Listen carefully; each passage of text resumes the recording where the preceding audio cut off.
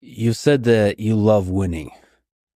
What drives you more, the love of winning or the hate of losing? Maybe equally, maybe both. I don't like losing, and I do like winning.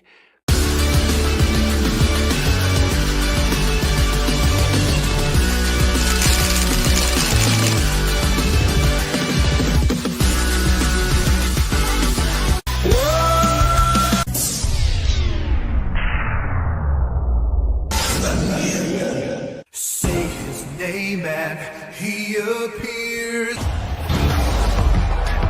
This is a friendship that'll never ever end.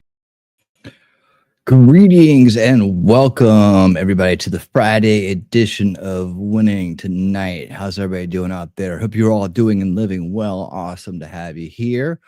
There's so much stuff going on. We just had to do another night. We may have to make this a regular thing. We'll see how it goes. But first, let me thank all those awesome people out there in the winner's circle who make it happen. Thank each and every one of you for being part of the solution and supporting the channel on a monthly basis. And a big thanks to Shelly and Wolfram, who also support us over on Rumble on a monthly basis. Thank you guys so much. We are broadcasting live tonight, of course, on Rumble, X, and YouTube. And away we go. All right. So on Fridays, we try to make it just a little bit shorter than most nights, but there's so much going on now. We'll see how we do. So we started this just a tad later than usual, just like 15 minutes. That's about it. Not a big deal. But hey, Heidi, how you doing? Thanks for putting these over here on Rumble, man. Appreciate that. Hope you're doing well. And there is Shelly talking trash and truths, our hostess with the mostest out there, giving big old hugs as everybody walks in the door, doing her thing. And there is Wolfram. Wolfram, thank you, my friend, for posting these links. Remember, guys, when you are here, listen to the Wolf. He knows what he's talking about. He wipes his paws. He loops in and he howls.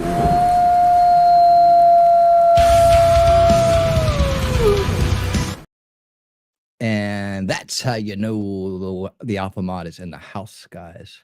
All right. And look, there's Memento Mori. What's up, Memento? How you doing? I got Just Dawn. Hey, Just Dawn. Good to see you. Thank you for being here. Awesome to have you with us this evening. And there is K Marshall. Awesome to have you here as well.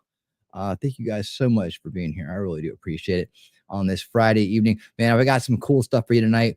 We covered a lot of stuff during the week. Covered a lot of press conferences and updates. The big news, of course, still flying high is the USAID corruption scandal being unfolded, is being shut down. They're literally taking the name off the building.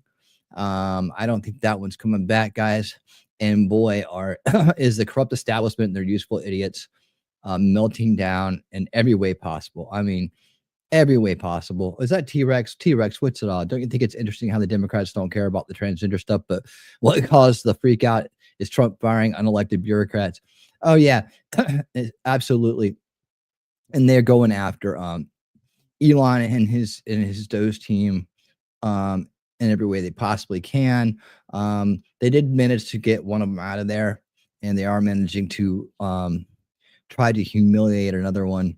We'll go over that tonight as well, but nothing can stop this. Nothing can stop this wave of goodness that has taken over, and we will get the job done. And of course, as predicted, we've known this here for quite a while, but the deep state plans for Trump's second term, as laid out by J. Michael Waller, author of Big Intel, awesome dude, awesome book. And he said, yeah, they'll be throwing the legislation out. They'll be throwing the lawsuits out and trying to stifle him in every way, shape, and form. And they're already trying to do that by trying to hold up executive orders, trying to stop them, trying to keep transposer males in female prisons, and not have them shipped over to male prisons where people with penises belong. So they're trying to hold that up and make a bunch of bullshit about that. So, we know that's happening. Last night we talked about the one wacko that was trying to impeach Trump over dastardly deeds. Dastardly deeds he done did. Yeah. Define dastardly deeds for me. And you know, they're just looking like bigger and bigger idiots, but they're not getting the support they used to get, and that's a good thing, right? I think people are starting to wise up, and especially when you start to reveal that people they trusted were abusing their trust. That's always a big wake up call for people, at least the ones that are reachable, right? There's some people that are so egocentric, so ego driven that they never can come back from that kind of face damage, if you will. You know, they can't humble themselves. They're more likely to fly than to fight. But some of them will still fight. Like I've seen some idiots out there saying some idiotic things, just gloating over the fact that one of the Doge team had decided to resign. And I'll talk about that when we get to that story. But you know, and in a very inappropriate place, very unprofessional person was out there saying, gloating, calling him a white nationalist and things like that. This is a soy boy, weak male, ideologically subverted mind control victim that thinks that it's okay to talk about these things in a professional environment. So hopefully that will come back to haunt him as well. It should. And that's just some of the things I've seen out there today. I mean, there's tons, right? There's tons. They are also tonight. I'm gonna shock you. And we'll be able to talk more about how DEI is just an attack on America. That's all it is. And I'm gonna go back and prove a point. Well, kind of like the story's gonna prove a point for me as to what I've been saying about how, you know, how other places in the world this isn't ever brought up when it's not a white majority. And we're going to go to South Africa. And in case you didn't hear about this one, it kind of flew under the radar. There is the potential for a white genocide going on in South Africa right now. So we're going to take a look at that. That's going to be a very shocking story. And we're going to do some pro level root cause analysis and on the tragedy, which was the airliner and the Black Hawk colliding in New York. And we're going to take a look at that. Did I get that right? It is New York, right? Why do I keep, for some reason I keep wanting to say DC. DC plane, Black Hawk. It's a DC. Okay. Why do I keep thinking it's New York for some reason? DC. All right, doesn't matter. That's the way it's going to be. But we're going to go with Jeff Alstroff, man, an absolute pro root cause analysis. And we're going to watch just a big 17-minute breakdown of that with what information we have right now. Am I changing colors? Shelly, let me know if my lighting's okay. If it's starting to, if I got the wrong aurora on over here, or whatever it is. If I put the wrong one on, it'll make the colors change. Like it'll flash, and it'll do crazy things with the lighting. So, anyways, just let me know. All right. So housekeeping and what we're doing tonight. I got you guys all primed and ready to go. If you're tuning in our rewatch crew, thank you for tuning in. I hope you do subscribe and then thumb up the video because it really helps. And I'd love to have you hang out with us on DC. Thanks, man. I don't know why I kept thinking it was New York, but yeah, I'd love to have you come hang out with us live. A lot of people are starting to catch on and come up and hang out with us live. Things are going well here at the channel. And upwards and onwards we go. How's it going out there? Rumble, how's it going? And X, thank you for being here if you're watching on X too. I know there's a lot of things going on, and I do appreciate you guys coming and hanging out with us. Rumble, we're counting on you. We're all counting on you, Rumble. Make sure you hit the thumbs up, because that's how the algorithm works over there on Rumble, and we need to do that to get out there and get noticed, man, because we got a lot of cool things to talk about. And even more important than that, we got a lot of cool people that hang out here. And this is the based reality crowd. And if you like that kind of crowd, you're in the right place for it. So you found your home outside of the establishment narrative, grounded in reality, based truth here. And you're going to find a lot of really cool, like-minded people here. So I hope you do come and hang out and check out one of the shows. I see it did it again. I have to change that. Nope, it'll drive me crazy. But we have we did 5 shows this week. We do 5 shows this week. I think we're doing 5. This is 5, 6 tomorrow night for Winning Saturday night. No show on Sunday because that's the Super Bowl. And as everybody knows, no matter what your team is, you're all right with me. But my team happens to be in the Super Bowl playing the good guys. Rocky 2 coming up. We're going to win the title. So I'm excited about that. It's doing it again. I can't stand it. All right. I got to change it. If I can. All right. Maybe I'll do it when a video starts. This thing's weird. Like once I move it, I can't really change it that well. All right. Well, whatever. I'll figure it out in a second. See, it's like if I pick the right color, if I turn it too far, I'll have stars on my face. Okay. Anyways, I'm not saying a thing. Yeah, no worries on that. Hey, we all get our turn. Right? Okay, so anyways, I want to start us out this evening by taking a look at where do I want to start us out this evening? I have a lot of stuff to go over. First of all, I guess we can start by I didn't think about where I want to start out this evening. Yeah. So much to go over. The things I didn't get to last night. Tell you what, don't want to shock you right off the bat. I'm trying to not get add limitations or anything like that. So I kind of try to start off light and then save the shocking stuff for later. But we'll see. That's kind of good news of the week. Let me see. Gosh. So yeah, they're always trying to obstruct. And right now, let's just do this to start out with. The deep state, the establishment, knee benders, and their useful idiots, the corrupt establishments trying to they're trying to do their delay tactic, right? They're trying to delay. They're trying to push things out. They want more stuff. They're trying to not let Cash Patel get in, right? They're scared. They're so scared of Cash. They are scared of Cash, man. They are scared of it. So let me go ahead and get this so I can organize it. So we're gonna do a quick video on this and analyze. We do media analyst analysis here. That's the main thing we do. And so I do bring in the best creators I can find to share media analysis analysis with do media analysis on. Let me just say hello to Arby real quick. Hey, how's it going, Arby? Arby's got a stream coming up this Saturday. Looks like it's pretty good. I saw your ad in one of the Discord creator boulders out there. So good luck with that. I'll try to swing by if I can. Let me see. Okay, here we go. And so one of the best creators out there in the law tube space who's doing good work. I love to promote this guy. I like what he does is Robert Gouveia. And he's gonna update us on. We'll watch a lot, we'll watch a little chunk of this and talk about it. But about the Dems panicking and threatening to explosive FBI shakeup threatens as Cash Patel threatens to explosive FBI shakeup. Why can't I talk tonight? All right, what's this? It's what this thing says right here. Okay, that's what it says. All right, and let me just do this, turn it up a little bit, and let's get right into it. The FBI is one of the most serious that the Senate Judiciary should consider. We decided 50 years ago to depoliticize the FBI, giving 10 years.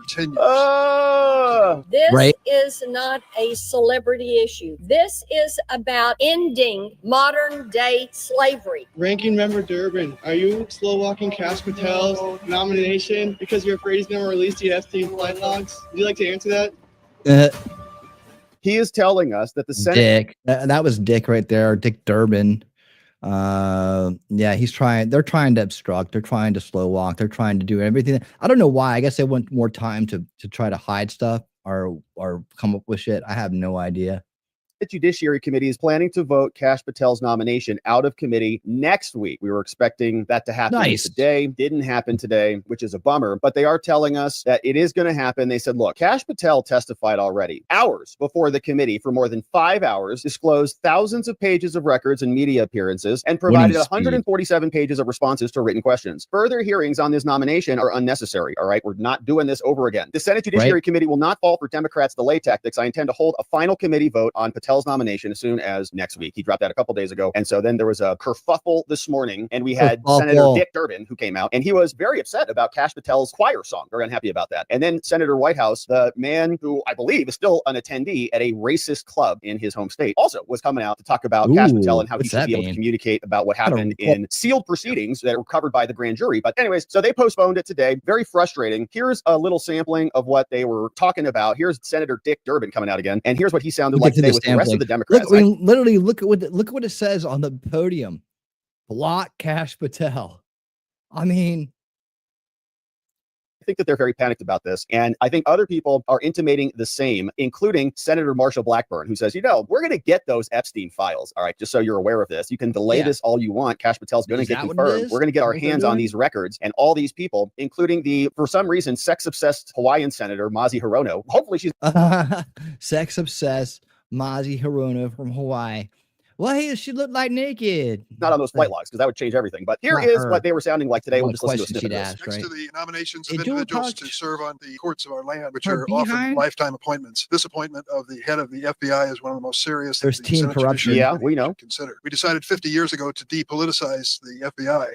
Yeah, right. Yeah, sure you did. They love to lie to you because they think you're stupid. 10 years. Those who headed up the FBI to transcend any single administration or any single president. Exactly. So that's one of the most important things that distinguishes this. Yeah. Secondly, we have an individual in Kash Patel who has published a book which in detail describes his view of politics in America. It's called Government Gangsters. And guess what? That's the book we're currently reading on Unrig the Game. We got like 2 episodes left. We're mostly through the book. We got the last part of it, and then we're going to finish it up the following week, and we'll start a new book. But the entire playlist is out there on Rumble. If you go to Rumble and go to playlist, you can find the playlist for Kash Patel's book, Government Gangsters. We've been reading it for, 10 episodes now. How many episodes have we been reading it for? I have to if I bring it up now, I have to go figure it out, right? Over here. And playlist, it says 6 videos. So a month and a half we've been reading it, and we'll finish up with 8 videos for that one. Shorter book, but man, it's been a great book. And yeah, you should read it because it kind of tells you exactly how he's going to go in there and ruin this guy's day. Ruin your day, man, because corruption cannot stand, and we are here to fight it. Isn't that right? Truth is freedom. Did you see the Congress? Yep. You saw the thumbnail, right? Threatened the security guard, and actually she doxed him. Yeah, so hopefully that gets her in a lot of trouble. That woman's been running wild for way too long. She needs to be gone. She doesn't even live in her district. Her district is one of the worst in California, and she does. I mean, obviously the elections there are rigged. The people there are just very dumb. I don't know. It's one or the other, because there's no way somebody that crooked and corrupt could possibly keep getting reelected. And also, I believe she's become quite wealthy doing government service work, which is all she's doing there as a congresswoman. She shouldn't be getting that wealthy, but somehow these corrupt Democrat politicians seem to always go in to these roles and come out millionaires, multimillionaires in a lot of cases. And yeah, her husband's got a lot of money out of it. They are just screwing everybody left and right. That's why she doesn't like the fact that we are exposing the corruption. She's the one who calls for violence. She's one of the most, radical ones out there. She's always, you make a scene, you get a crowd, you start harassing people everywhere they go. And then they're like, we locked them this out, we're supposed to go. Man, wait till you see the scene that they caused today. It's hard to watch because it's her. And she's infuriating, and she's a nutch, right? She's an agitator. She's a professional Marxist agitator. That's what she does. And so, yeah, I did see that Truth is Freedom, and we're going to review that and get a good laugh at her coping with the fact that she was not allowed in. And if she wants to cause harm to somebody and illegally dox them, she's going to have hell to pay now, because there's nobody there to watch to keep her from being charged on this stuff. So I hope that if she does do some evil shit like that, she get karma comes rolling back in fast. So let's finish this up. It's a book that is filled with grievances. Great book. Pick your copy up today. Conspiracy theories. Yep. Filled with information of how he sided with the January 6 rioters against the police in this very Capitol complex. And so when he came to testify, I mean, just a lying sack of shit, isn't he? I'm going to go ahead and get a yellow mark already. So that means make sure you guys If you like the channel and you like what I'm doing, make sure you support me because,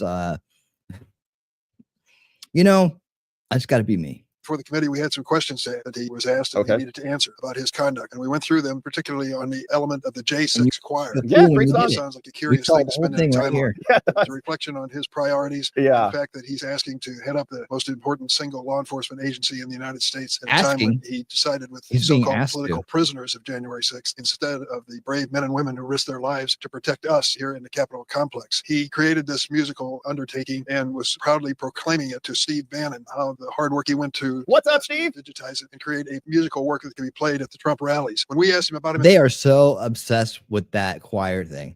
They are so obsessed with it. K Marshall, member for 4 months.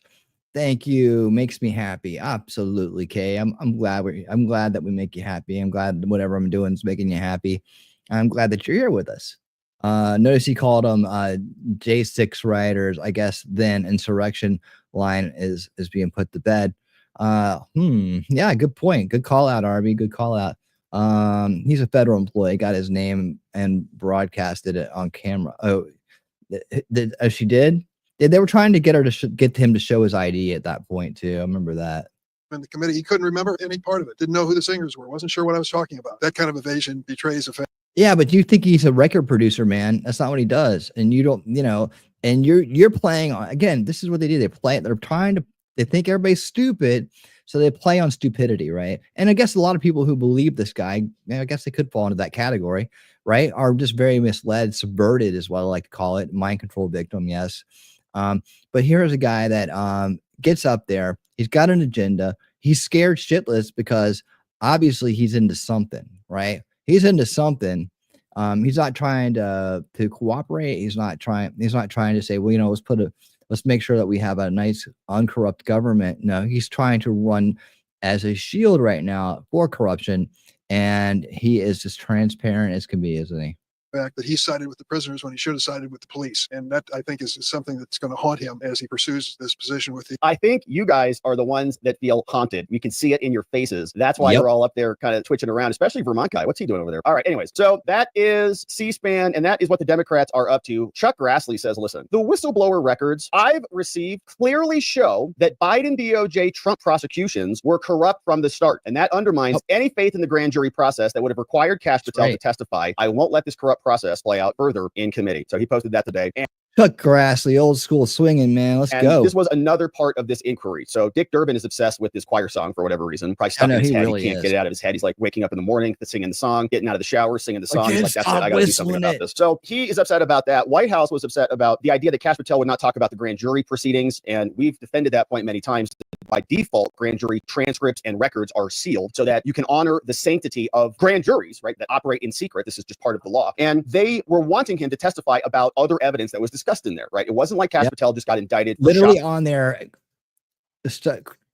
swamp creature after swamp creature, trying to talk him in to, allowing them to like break the law, or like saying he broke the law, or he would say it. And then, if he agreed to it, with the harassment they were giving him, if he agreed to it, then they would say, well, he doesn't know. See, look what he did. They were trying to set him up, no doubt. Lifting out of a Walmart, and it was just him and the allegations brought by the state. They were asking about Trump and tons of other people. So they were wanting Kash Patel to reveal the innards of the grand jury transcripts, which is by default unlawful unless you get special permission from the court. And so he was acting according to best practices. They were asking him to violate what he had been sworn to do. So this is reaction to that, right? So while the Democrats are out, very upset that Kash Patel is going to be the new director of the FBI and is going to right the wrongs of the lawfare that was promulgated upon Americans, Marsha Blackburn is communicating that, I can't wait till that stuff starts hitting, man. We're just getting started with this USAID stuff. Wait till Kash gets in there. Pam Bondi's already coming out swinging, using karate on everybody. She's gonna go after Fannie and all the other corrupt DAs that are out there, saying your days are numbered. Look out. But man, wait till Kash comes in flying sideways with a big old jump kick, man. Spinning roundhouses left and right, knocking people out left and right, corruption flying, and being exposed on the daily. We're going to be busy.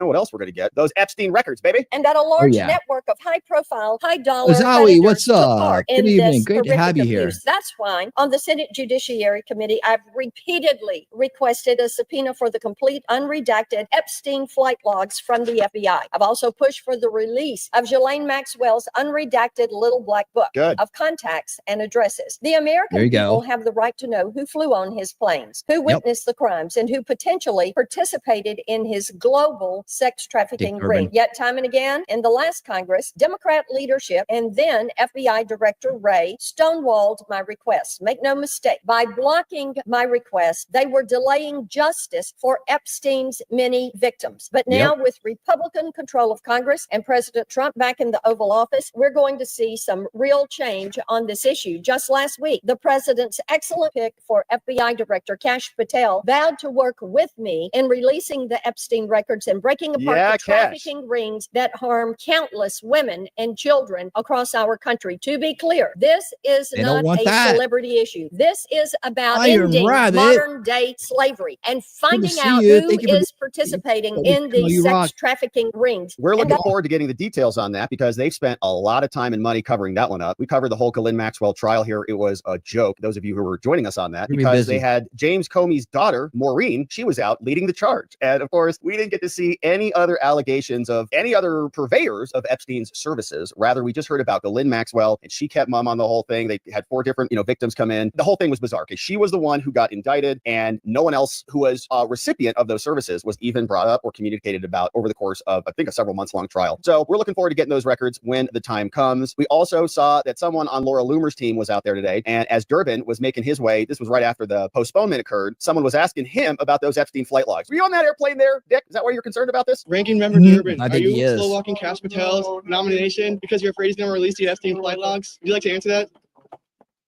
All right, so shout out to Laura Loomer and her team. Pretty funny stuff. Mark Wayne Mullen, he says, this is ridiculous. Democrat senators are running scared. They're terrified. Kash Patel is going to reform the 7th floor of the Hoover building, arrest the bad guys, and end 4 years of liberal weaponized government. Delay tactics are just that. Kash will be confirmed. And here's a little bit more of Mark Wayne Mullen explaining what is happening. Because we've got other people. Kash, we got Tulsi, we got RFK Jr. We're going to reform everything. Department of Ed, IRS, and much more. So here's Mark Wayne Mullen explaining. Senate floor, in that showing their opposition to the nomination of Russell Vought to run the Office of Management and Budget. God bless them. Not really. Never going to happen. We're going to confirm him tomorrow night at 7 p.m. with or without the support of the Democrats. They can sit there and throw their tantrum if they want to. At the end of the day, we're delivering the nominees that President Trump has put forth. And then, by the way, we're going to move on to next week, and we're going to get Tulsi Gabbard confirmed. We're going to get Bobby Kennedy confirmed. We're going to get Kash Patel confirmed. And we're just going to keep moving down the list. Leader Thune has done a phenomenal job setting a pace that we haven't seen since before Obama was in office. This time, 8 years ago, we're twice as far down the road with nominees than President Trump's first term and with Biden's term in office. That's beautiful. All right, let me get rid of that. This up here and stop this. All right. And speaking of illegal operations, USAID, which isn't really US, there's no aid in it at all.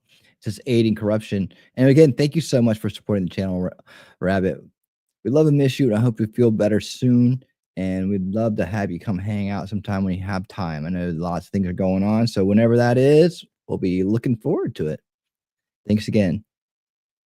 All right. So onward we go.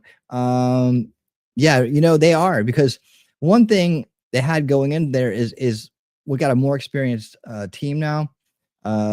We know a lot of their tactics, and we also had some inside info going out about what they were going to try to do. So we could put preventative measures and stops in there off the bat. When President Trump is meeting with people like Grassley and others that are committee heads, he's warning them, this is what you should expect. I'm sure they understand it as well, but saying, we have to do everything we can to make sure that they can't stonewall us, they can't delay us, they can't continue to have time to incite public, what's left of their public outrage and others. So let me see where I want to go next with this tonight. Let's see. I want to get into the USAID stuff, but let's quickly take a look at this. Why is it? Oh my goodness. All right. Just move. There we go. All right. Now isn't that better? Okay. Let's move this up. Okay, I need to close some tabs. Close this one. Close this one. Close this one. All right, so close a few tabs. Maybe things will speed up a little bit. Or I just got to move it to another one. Okay, I can't have that delay going on forever. Let's pull this one down here. We did that one. Let's pull this one up here. All right. And hang on one. All right. And when I'm talking about their waning support, right? I'm talking about their waning support. Actually, which one I want to do? Let's do this one first. Hang on one second.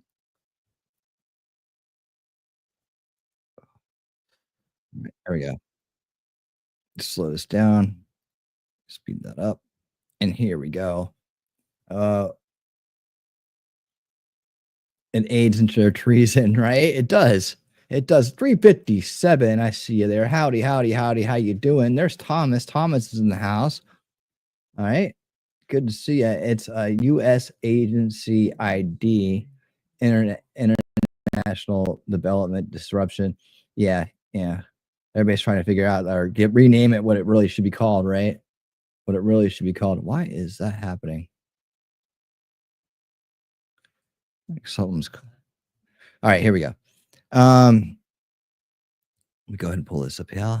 All right, we'll just do this one next. It's gonna be a hot, Friday is kind of like just it's. I try to keep things in order, but sometimes we jump around, right? It's Friday. It's as laid back as it gets for this show. Let's go. Yeah, I didn't turn this on either, did I? There we go. Let's one reel. All right, let's go. That's better. I feel better now. Hey guys, welcome to the Liberal Hive Mind, a channel solely focused on exposing the abundant hypocrisy of the left. Yep, pretty much as per usual, so as we've grown. The point of this video is basically talking about their lack of support. So as they try to feign a public outrage and they want to buy time to spin up a bunch of propaganda and subversion and slander campaigns, they're finding out, at least at this point right now, that ain't going so well. Let's see. Okay, right there. All right, check this out. That's a small gathering right there. This is supposed to be a BLM protest. There's 5 people there. Or that Puerto Rican protest that they did, I think, in Philadelphia, where, again, only 2 people showed up with flags during the election. After those Tony Hinchcliffe comments at MSG, they used to posture big and, to a certain extent, they got people showing up, people dumb enough to fall for the narrative and essentially LARP as revolutionaries. But nowadays, nobody cares. And just recently, obviously, Democrats have been going on with this Doge thing, this anti-Doge resistance rally that Democrats have been attempting to stage. But I guess there's not too much behind it, because the moment it got just a little bit chilly, the moment the weather got a little bit cold, people just decided not to show up. Yeah, let's just say your narrative doesn't pack too much of a punch if cold weather impedes the revolution. Let me show you guys. Hang on a second. I got to get a new browser or something. This one is just, it's just cracking out, man. It's like, it's freezing. It's doing bad things. So goodbye. All right. And let me just see if I can close some other stuff out. I don't know why. You can go. All right, you can go. Sometimes I just have too many things open because I use these tabs for a lot of different things. Work, research. I do a lot of research during the day. Oof, that one's bright. Let me get rid of that. There's one left over from the other night. So yeah, I probably need to close my tabs down. I need to talk about that later. Let me just use this one. It seems to be working all right. Let me just go here, go there. Yeah, this one's seems to be humming along. And let me just throw this in here like that. This should take us right back to where we were. Sorry for the delay, guys. And yeah, it's working much better. Kinda.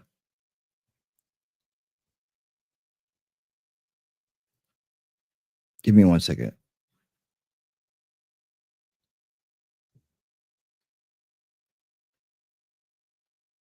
All right, that'll give me time to get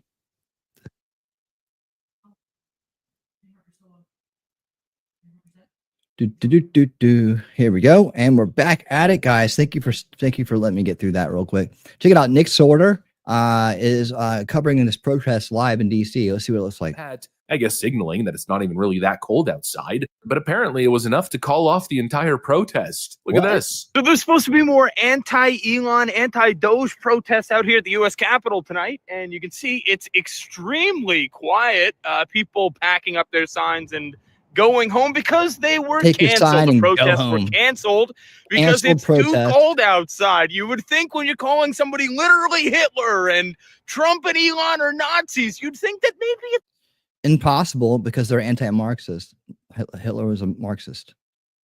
These people don't know shit about history, do they? It's a little bit cold outside. It's like 36 degrees. You'd still come out if you actually believe these people were Hitler. They're just regurgitating talking points from the mainstream media, from the legacy media, telling them to say these things, and they don't believe any of them at the end of the day. Social media. It's all a big farce. It's a farce that the American people are no longer believing. That time is over. The legacy media has lost their grip. The Democrats have lost the plot totally, and you can see it's just not working. It's one of the quietest nights out here at the Capitol that I've seen today. There's a big protest against Elon. So I wonder how they make it look.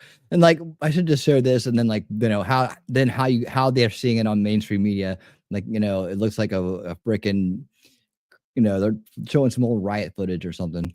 Now let's break down just how hilariously pathetic this is. These leftoid revolutionaries who are basically trying to build this narrative that there's a hostile takeover of the federal government currently happening, you know, life or death stuff, a real existential threat. These supposed freedom fighters, they had to call it off because the weather got a little bit cold. Is that how that works? We're at the risk of a fascist strong-arm overtake of our democracy. Oh, but we have to postpone fighting against it because it got a little bit chilly outside. How sad is that? But really, it tells us one thing. The movement is dead. Because if what the Democrats were fighting for was actually genuine, well, then there's no way that this would be the case. And just think about the rhetoric for a second. Think about what the politicians are saying. In their that woman does not know how to use a microphone.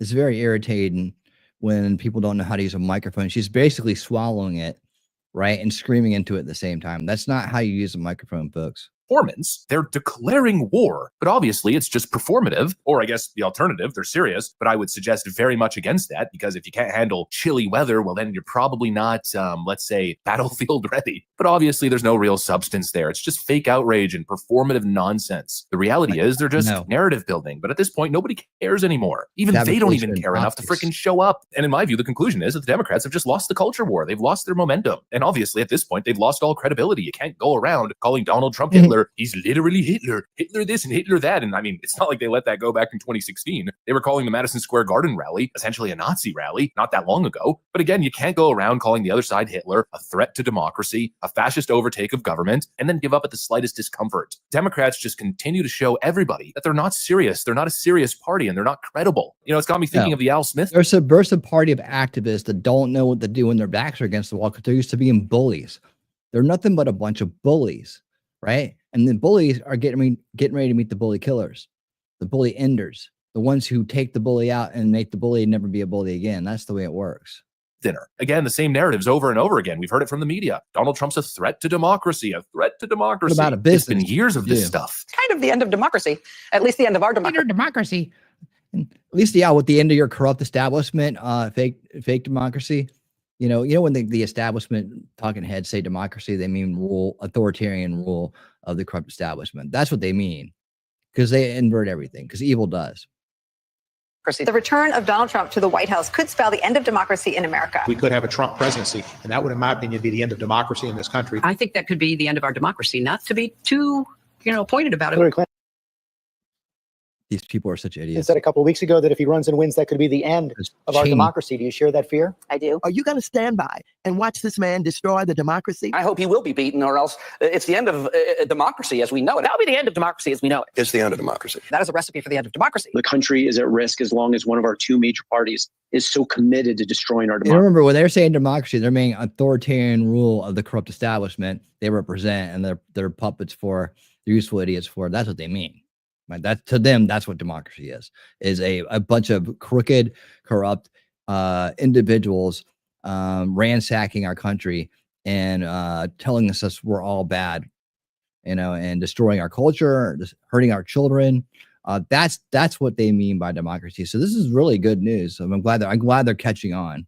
Democracy. January 6th is what it was a potential end of our democracy. It would essentially mean the end of democracy in the United States of America, and that is not hyperbole. This is democracy at stake. We are at a defining moment in our democracy, and if we don't have voting rights, I don't know that we have a democracy. In Georgia, they are trying to destroy democracy. A systematic effort to dismantle democracy, not just voter suppression, but subversion. We don't like who you voted for, so we're just going to give it to the other guy. This is the end. This is like the projection segment right here. Look at these clowns. Of democracy in America. If we don't win the next election coming up, then it's the end of democracy as we know it. But then you get events like the Al Smith dinner, and the same people who are pointing the finger at Donald Trump and saying he's a threat to democracy are breaking bread with Donald Trump sitting right next to him. Chuck Schumer is here looking very glum. It looks glum. It looks glum. But look on the bright side, Chuck, considering how woke your party has become.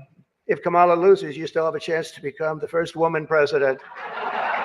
We just can't take these people seriously anymore because they're not serious. They're fundamentally unserious. Everything's a game. Everything's a narrative. Everything's a slogan. It's always about being in front of the camera and playing the media game, and the people are just sick of it. I've been saying this. I said this right after the inauguration, where basically nobody showed up to protest Donald Trump, even though there were promises of over 100,000 people showing up just like the first time. What do we end up seeing? I think like 15 or 20,000 people. It's literally just the blue ain't on shills left. But like I said in that video, I think 2 weeks ago, it's the end of the hashtag resistance.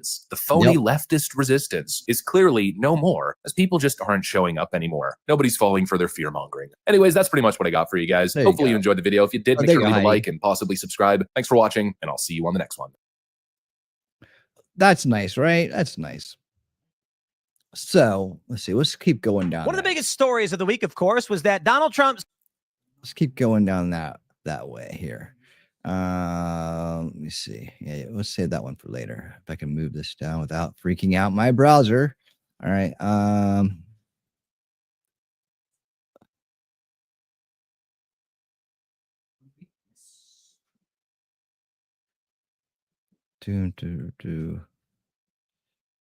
Definitely move that one up. Don't want that one.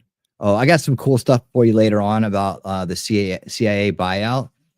And how that's going to work, like some stuff you probably haven't heard yet. So that's pretty cool. Okay, we got that. Where'd it go? I might have to go find it. Hold on. I don't see it on my list. Okay. All right. Where's old Chuck? Oh, there he is. He's way up there. That's it. That. We got that. Good. All right. And.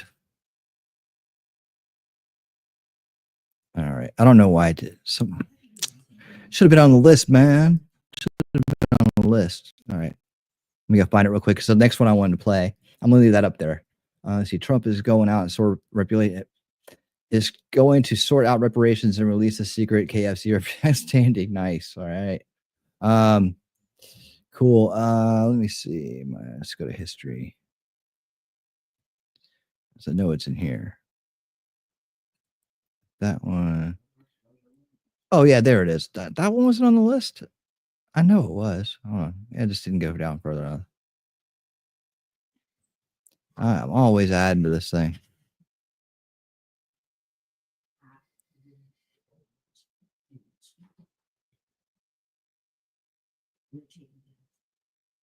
All right, never mind. Time's sake. We got to keep on moving. Here we go. All right. Here it is, guys. You saw her poo-pooing out of her mouth. And so I'm going to follow this up with some cleansing after this, but we're going to have to put up with a little bit of this the Wicked Witch of the West, Maxine Waters. And let's make sure we got this on winning speed. All right, there we go. And yep, today they tried to get into the Department of Education under the excuse they wanted to go set up a meeting. Why won't you let us go set up a meeting? Right? You bring that many people to go to a meeting to set up a meeting? Why don't you just call or email? Right? No, we're gonna go down. You knew what you were doing. You guys are so transparent. You're nothing but a bunch of optics activists who are going to act super outraged, feign outrage, and start to try to cause a scene, and it's not going to work. And one man with his glasses on his head and his arms crossed is going to keep you out of the Department of Education, because that building right there, that's getting shut down because you guys are the worst, and you know, nothing good has come out of that building in a very long time. So let's take a look at this. This is him. Look at it. What's your name? Tell us your name. Give me that ID again. Look at that bossy bitch, man. I mean, look at that bossy bitch. This guy should win a medal. He should win a medal. Is this the guy she tried the docs right here? This guy should win a medal for patience. I mean, he really, I mean, you're going to feel for this dude during this segment if you haven't seen it yet. But man, just appreciate his patience. They picked the right guy for this job, because I might have been like, I might have been firing back. This isn't a good job for me right here. What? I showed you the ID. You do what? I showed you the ID. Could you let me see the ID again? No, you cannot do that. Will someone else ask? Yeah, I'd be doing like that back at her. Will you ask him for it? He won't let me see it again. You did. Well, let me see it again. Oh, look, let's bring up someone even older than me to nitpick and henpeck you. Come on, I'm even older. I'll henpeck you even more. Are you prepared to stand here all night if we decide to stay? I guess, yeah. All right, well, you just stay right there. Super calm, You just man. stay and stand. Why aren't you letting us go to that desk like we were able to do last year? No, he's not a U.S. employee. This is a public institution. Did Elon Musk hire you? What do you work for? Who do you work for? Look, you got a whole crowd out there just to go to a desk. I don't think so. You're out there because you knew the building was going to be closed, and you're trying to make a scene. Liars, liars, liars. Meanwhile, Thanks for joining us on Breaking the News. Let's talk education, because the report cards are in and they are not looking great for national test scores for our K-12 students. The scores, most of you remember us talking about it, they took a nosedive during COVID, but many in education were hoping they would bounce back. Look at by that. This year, especially. This is what but they're it's just representing? Not happening yet. Boy, oh boy, oh boy, oh boy, oh boy. Another day, another humiliation for the Democrat Party at this point. Look at that. I should have used that for the thumbnail. I should have grabbed that one for the thumbnail. I like that one better. Clown show.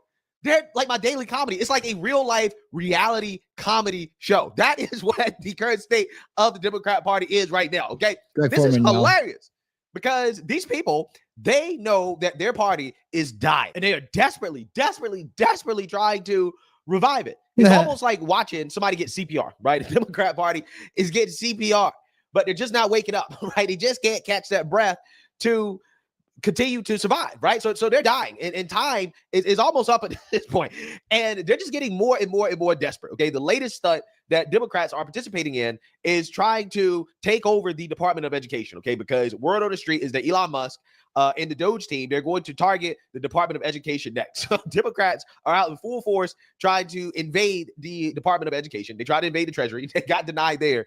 And you're going to have a similar result here. Before I get into this, though, I just want to talk about how silly this is and how Democrats once again find themselves on the wrong side of an issue due to their Trump derangement. They don't think. They don't have critical thinkers in the Democrat Party. Okay. No. You got people like this. Loudmouth old Marxist activists trying to do the same old bullshit everybody's tired of. The Democrats are opposed to the Department of Education being shut down. Okay, that is what President Trump wants to do. That's what he's talking about. You know why, right?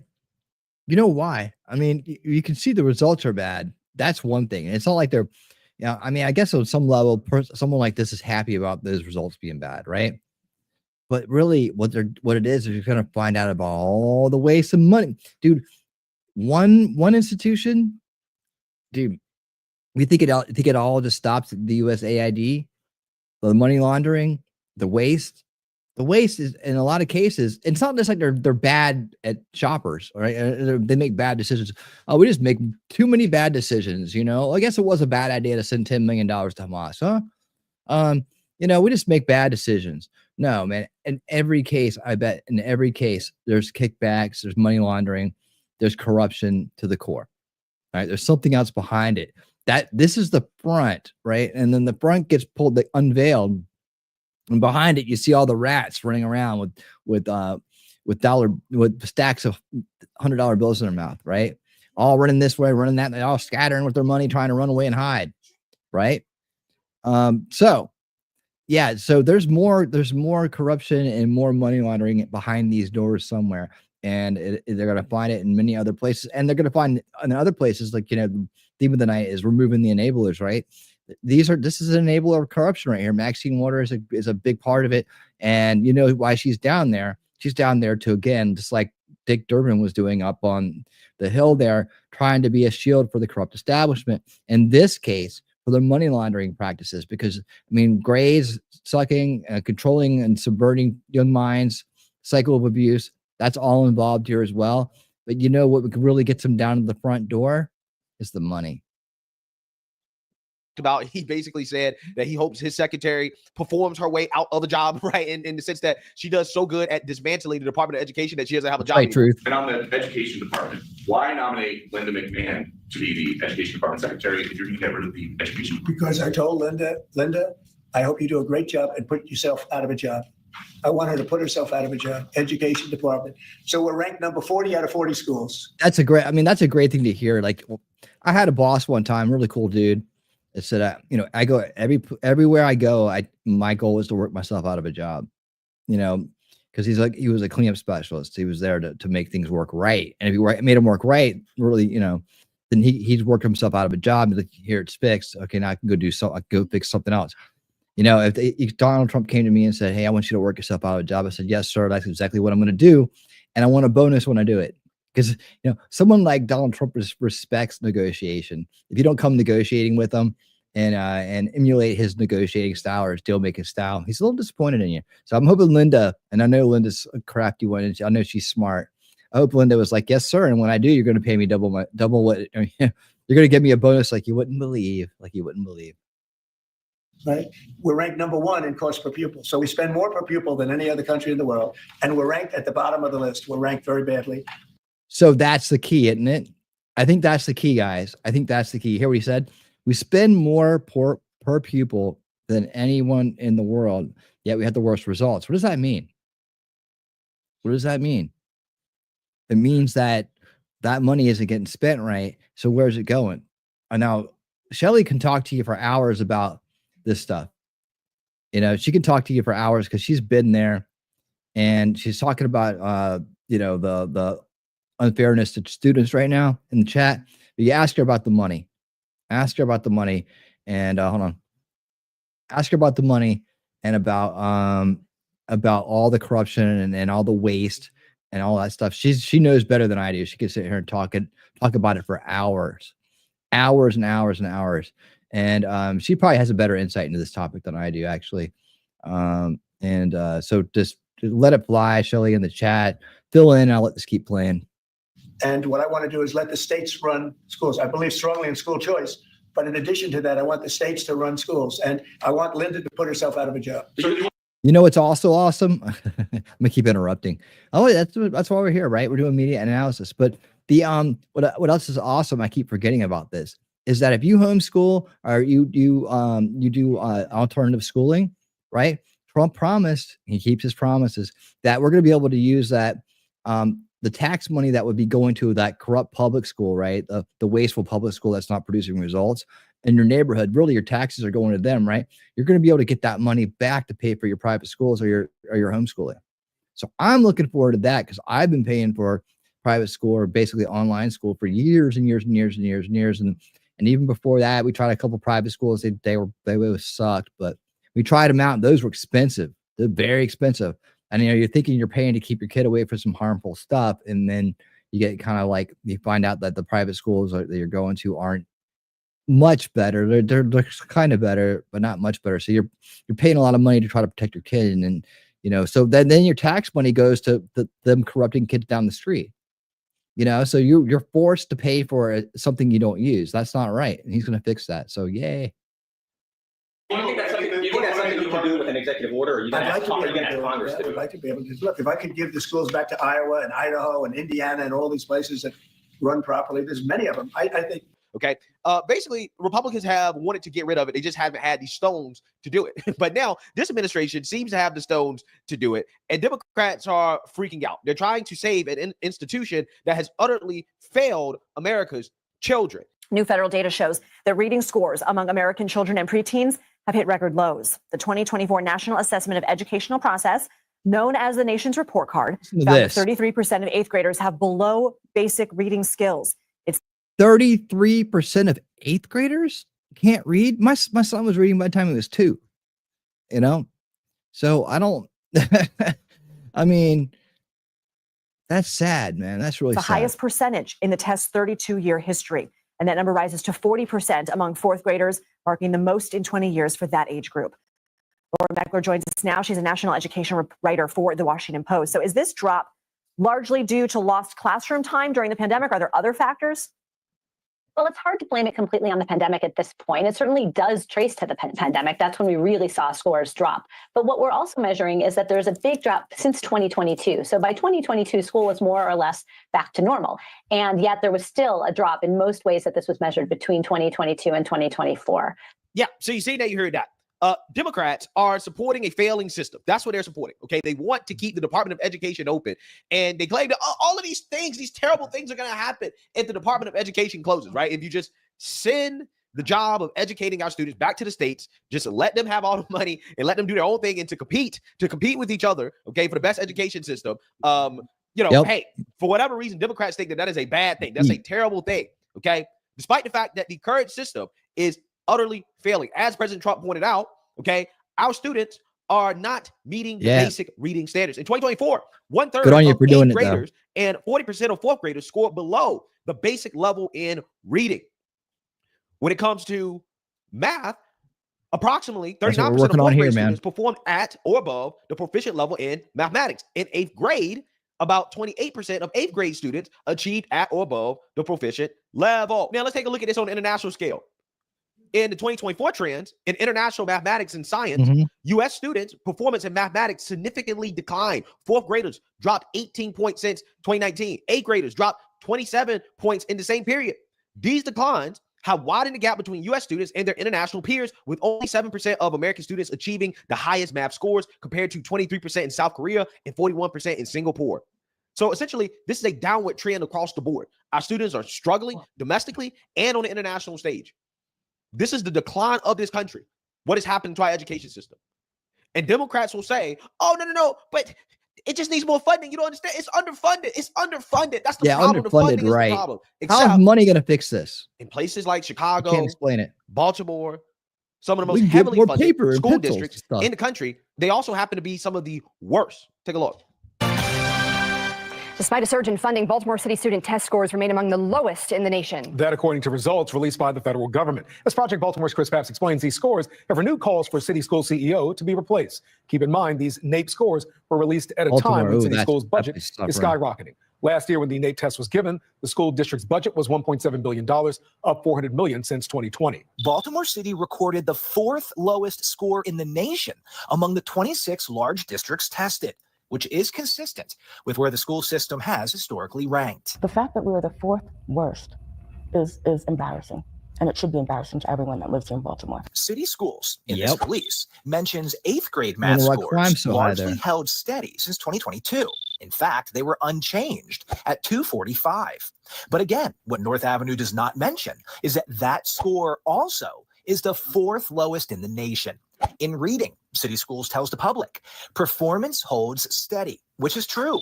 4th grade reading scores rose 1 point since 2022, while 8th grade reading scores fell 1 point.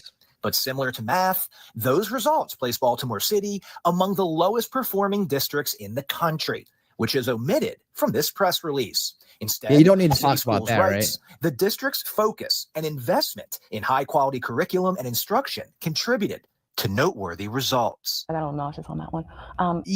So once again, Democrats find themselves on the 20 side of a 80-20 issue in which they reflexively stand against the will of the American people. They stand against what is good for the country because of their Trump derangement. I don't understand, how can you defend a failing system like the U.S. education system right now? How can you defend that and say that there needs to be no changes, right? In fact, let's continue to fund failure, okay? So that being said, they tried to storm the Department of Education, right? So Democrats are staging mini insurrections where they just try to take over some building and they fail, right? They just absolutely fail. These are failed insurrections. Failed insurrections. Hilarious. You got that right. Right now, you're looking live at the Department of Education. Members of Congress, they're being denied entry into the building. The doors are locked. There's a security guard there. I'm guessing that's who's in the brown, tan looking shirt, but we don't know for sure. They're having a tense conversation. Kind of want to listen in for a second here. Show them your ID. Were you told to stand here, or did you decide to stand here and block members of Congress from entering the Department of Education? To federal buildings. We're allowed in there. This is so, you know what the thing about it is like, okay, I'm looking at this, right? And I don't, what I'm not figuring out here is why is one guy out there just in casual clothes, just standing in front of the door, right? Is the door unlocked and they just won't move them out of the way to open the door? This is you know what I'm saying? I'm thinking the door's locked and he has the key, but then why would he stand on the other side of the door? Like there's certain things about this scenario here that I'm not quite getting. Anybody want to chime in on that? Want to give me their opinion on that? Hey, Snipe, what's up? What's up? Hey, over there on the Rumble side. The Rumble side's been holding down really great lately. Make sure you guys hit thumbs up. It really does make a difference. And that's the way it works over there. We got Ozawi, we got Snipe Hunter, we got Heidi, we got Shelly, we got all kinds of people over there. And I bet you at any minute now, Jacob Castro will come swinging in on a chandelier, say hello. But yes, I love to see the pick that things are picking up on the Rumble side. But back to the main topic here. You know, does anybody else think this looks kind of strange? I mean, I'm not saying like, I don't know why this guy was out there. You know, like why was he out there? Like, and why was he dressed so casually? And why didn't he have any backup? I mean, this doesn't strike me as security blocking the door. Does it strike you guys as security blocking the door? I mean, maybe I'm missing something here. I just have no idea. Like, anybody? It was locked. He was there to calm them down. Didn't work. I mean, for calming them down, he didn't really say much. I'm gonna calm you down by just stonewalling you. So what's he supposed to calm him down about? And I would be like, look, you ain't coming in.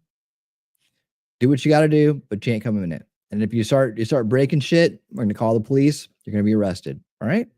So go ahead and do it if you got to do it. But I'm going back inside. It's almost time for lunch. All right. I got some stuff to do inside. And you guys can stay out here and piss and moan all you want. All right. Have a good day. Like that's just nuts. That's just nuts. And they were armed police behind the door.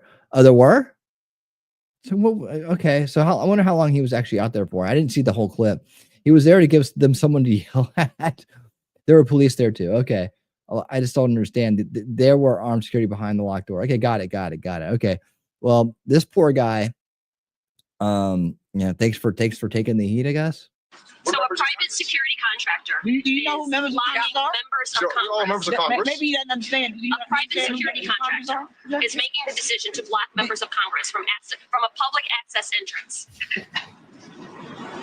I don't think he knows. You have the authority as a private security contractor to block members of Congress. That has been knighted and granted to you. And see the way that they frame it. You can hear how they're hey Daisy Girl Williams, how you doing? You can hear the way they're framing it too. Like they make you feel like he's the only one there. You, as a private contractor, are refusing to let us in, and you won't tell us why. You won't, it's like. But by the way, it's not just me; it's the armed security behind me too. Well, yes, because the Department of Education is a part of the executive branch, and the executive has the authority to determine who can and cannot go into an office building. A part of the executive branch. You are part of the legislative branch, right? You have no authority here, not as no individual senator or representative, not at all. Okay, this is the executive branch. But I want you guys to understand the optics here. Democrats understand these are bad optics. Democrats look weak. They look pathetic right now, right? They look pathetic, but it is an accurate, very accurate symbol of the current state of the party. I mean, this guy right here, right? His patience is legendary. Okay, he's stronger than all the Democrat Party combined right now, right? All the Democrats, this guy is stronger than all of them. You have a bunch of loud, high-calorie women, a bunch of radical. He said a bunch of loud, high-calorie women. A bunch of loud, high-calorie women. A bunch of elderly individuals who belong in a elderly, high-calorie women. That's who you got right now up against this man, and this man is standing his ground. He's standing his ground. You have to at least let us go to the desk. Yeah. Shouldn't go inside. Who told you to do this? Open the door. Supervisor. Let me talk to the supervisor. And you don't care. I'm going to call supervisor. You don't care. We have a job to do. We're not dangerous people. We're not, I don't know, security. You seem pretty dangerous to me, inciting a riot. Look at this. I got my ID. Dude, don't you know better than to do this? There are no thieves and thugs out here. We're members of Congress. Oh, bullshit. I see a bunch of them. I see one right up front. Parents, we're teachers. There's our ID right there. High calorie. This is our job. This is our job. We're doing our job. Your job is not to come in the building. Sorry. Oh, wow. So you're securing this building against who? Members of Congress. Who are you protecting? Members of the people. So this is the beginning of full transparency of this administration. I know he wants to just rage on him, and I really do appreciate this guy. He should, like I said, he should be getting a medal. The administration that talked about they're going to open the doors to all of these things and show the American public what is going on. They won't even open the door to this building. No, that's not why you're there. You just lied. You said you were there to go to the desk to arrange a meeting. Now you want to go around and look around. You guys want to go in there and start stealing hard drives. What you want to do? To members of Congress, we are not posing any threat here. We are not dangerous You're people. posing We have threat not to me. done You need to anything. calm We're trying down. to request a meeting, and they have a private. See, request a meeting, but then you're talking about transparency. You can request a meeting online. You can pick up the phone, send an email. They got this thing called the internet now. It's really cool. You should check it out. You can do that. You don't got to bring a mob down to the building to set up a meeting. See, this is the way these people are. They think people are stupid. Everybody that disagrees with Trump, disagrees with Elon, disagrees with making America great again. Okay, that's fine. But do you see that they think you're stupid? They think you're stupid. They think you're stupid. Or maybe you just you're like, okay, I'm into that kind of stuff. I'm into manipulating people and gaslighting people and lying to people. So that maybe they're your heroes. But if not, you got to realize that they are talking to you.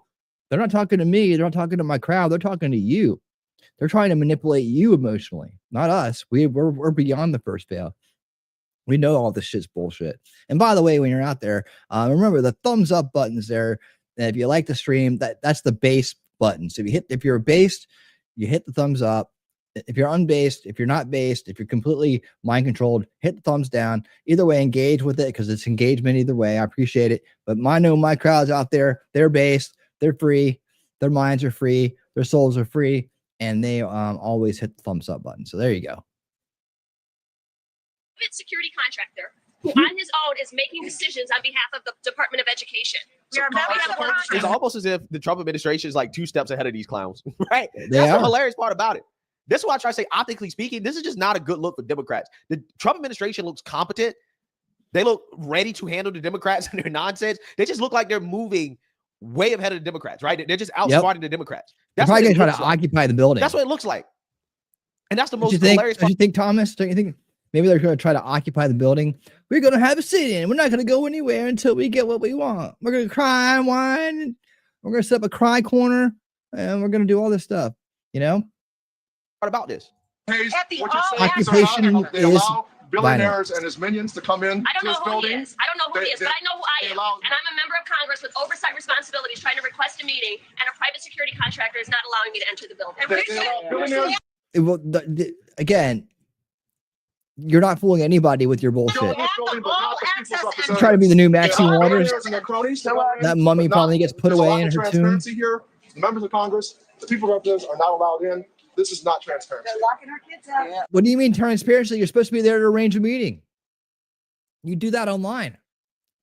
What's not transparent? Your motives. Well, not only are they not letting us in, now they've called the Department of Homeland Security. We are members of Congress here to talk with the Department of Education, and they're treating us. Kids deserve to have us go in and fight for them. The children of the country deserve that battle. This is a public Oh, here we go. Now they're going to start invoking children. This is where it gets really infuriating.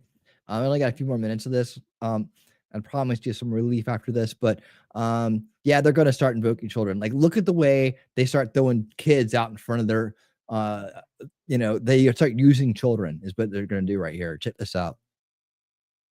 This is not Russia. Let the camera see him. It's not Russia. Who is he? This man here. We are In members Russia, of you'd all be Congress. Come dead. in. They're blocking us. See this man here, who is a federal employee. He told us. He's not. Are you a federal employee? No. Huh? Yes. No, he said he's a federal employee. We pay him. We raise money to make sure that we have a No, department. you don't pay him. You get paid the same as him. As you cut your pay comes out of our money. You don't pay shit, lady. You steal money. You scheme money. You launder money. You don't pay shit. Look at her again. Remember, even if you don't like Trump, even if you don't want America to be great again, just remember that this woman right here thinks you're stupid, right? Just listen to what she's saying. Right then again, she's manipulating you, acting like she pays his salary when really their federal salaries are paid by us, not by her, by us. And we're not paying her to go down there and disrupt things. Everybody that's hired at the Department of Education are here because we pay for them to be here. He's standing here today, blocking the door, and he can't give us a good reason why he's blocking this. Yeah, there's the cops behind him. I see him. Make sure they see right here. All access entrance. Well, I think it should be clear to parents Well, they're in the just United grasping States, straws, if you aren't want to they? advocate on behalf of your children, you are not allowed to Here come we into go. this building. Here comes the woman who's going to start throwing kids left and right, left and right, throwing them Where out you there. pay taxes. Parents who have children who are disabled. Parents who have children that are disabled, right? So there's the first one, emotional manipulation 101. Here we go. Access is being blocked. You voted. You voted for members of Congress to advocate on behalf of your children. What does that have to do with going in the building? Children with disabilities, for young Disabilities. Listen to the next one. women who have been victims of sexual assault. Women who have been victims of sexual assault. Now, what does that have to do with kids in school?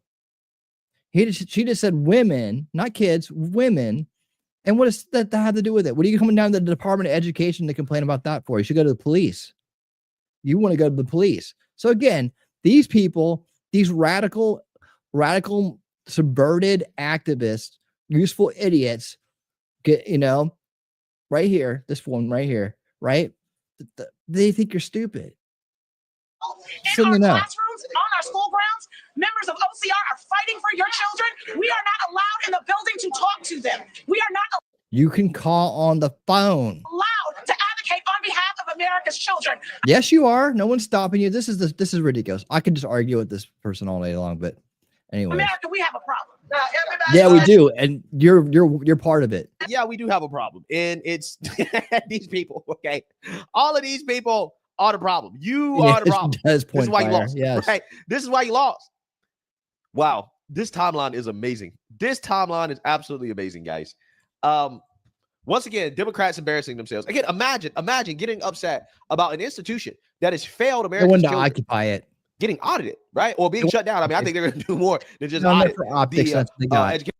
That's what they got. All right, thanks, Greg. Thank you for that. I'm gonna go ahead and move on. I got to our next story here, and all right. So just to let you know, this. Am I done here for now? All right, let's get out of this one. Stop that. All right, and let's go back over here.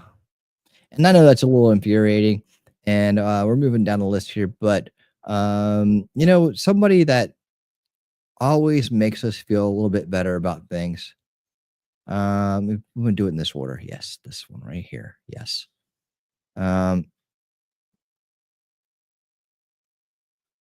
Yes, let's do that. Okay. We're gonna break these up a little bit. Okay, like I said, a little bit of hodgepodge tonight. I won't go in exact order. I may go back to a story or go back to a topic.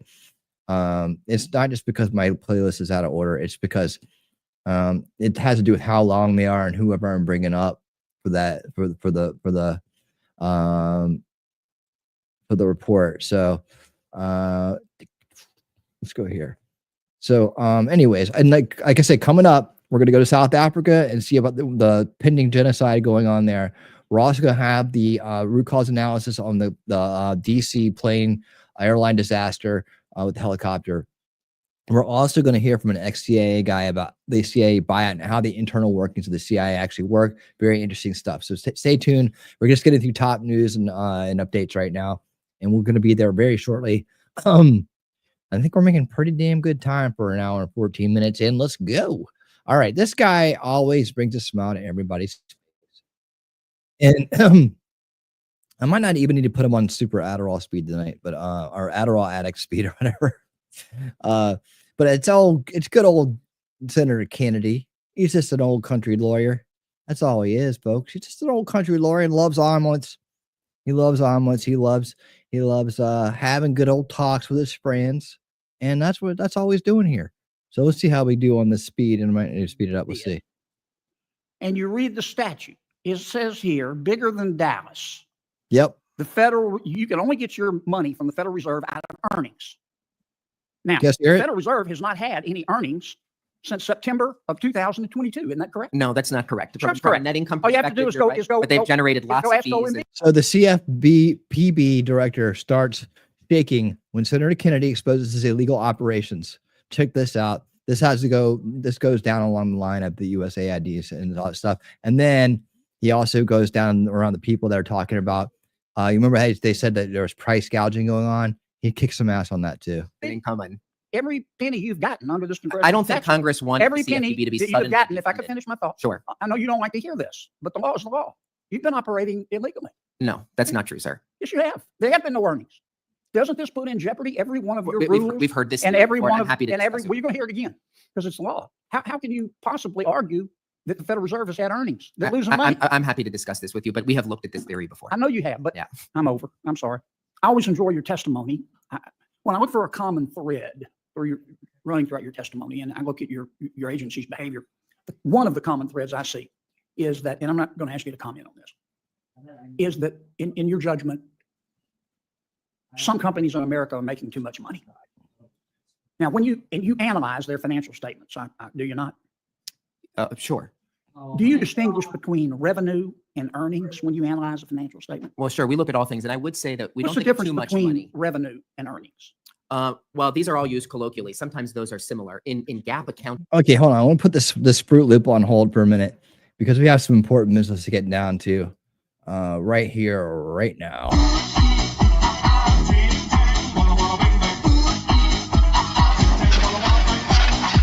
Oh my! Wolfram, my friend, thank you so much for the $20 super chat. Wolfram says we need a palate cleanser, and yes, that indeed we did. Indeed we did.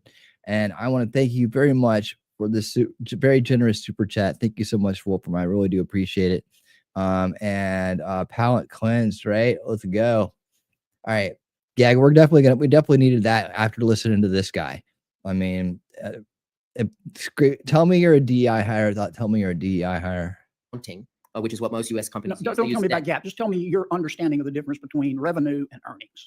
Well, I can share with you revenue and net income. So those are the two factors that when you say are on financial statements. Earnings is another word for net income. Well, earnings can be used for many different things, but in generally accepted accounting principles, net income is what all of our banks are really using. Okay. Well, revenue is before expenses, and earnings, net income, is after expenses. No, I think like when people go to work, they say my earnings were this. I mean, that's their salary. So I think we tend to look at accounting definitions. They may say that, but when you analyze a financial statement, you look at expenses, don't you? You don't just equate revenue with earnings, do you? Oh, totally. And I think your suggestion that we think companies are too profitable, we think about competition. What are the options people have? Here's what is confusing me. We all know, unless you were playing Frisbee in the quad during Econ 101 or Accounting 101, there's a difference between revenue and earnings. I want to ask about the way you're funded. I looked at Congress's statute. I'm looking for it here. It says, here's how you're funded. And you just won your lawsuit in the Supreme Court. Each year, beginning on the designated transfer date, in each quarter thereafter, the Board of Governors of the Federal Reserve, where you get your money, shall transfer to your agency from the combined earnings of the Federal Reserve System the amount determined by the director to be reasonably necessary to carry out the authorities of the Bureau. It says the combined earnings, not the revenue. Now, for the longest time, the Federal Reserve was earning money, but that stopped in September of 2022. Now, they are losing money. They don't have any earnings. They're no longer transferring earnings to the general fund. And the Supreme Court based its decision on saying that this funding scheme is constitutional under the appropriations clause by saying that these earnings would go to the general fund from the Federal Reserve. So getting them directly from the general fund is no big deal. How are you entitled to any money right now?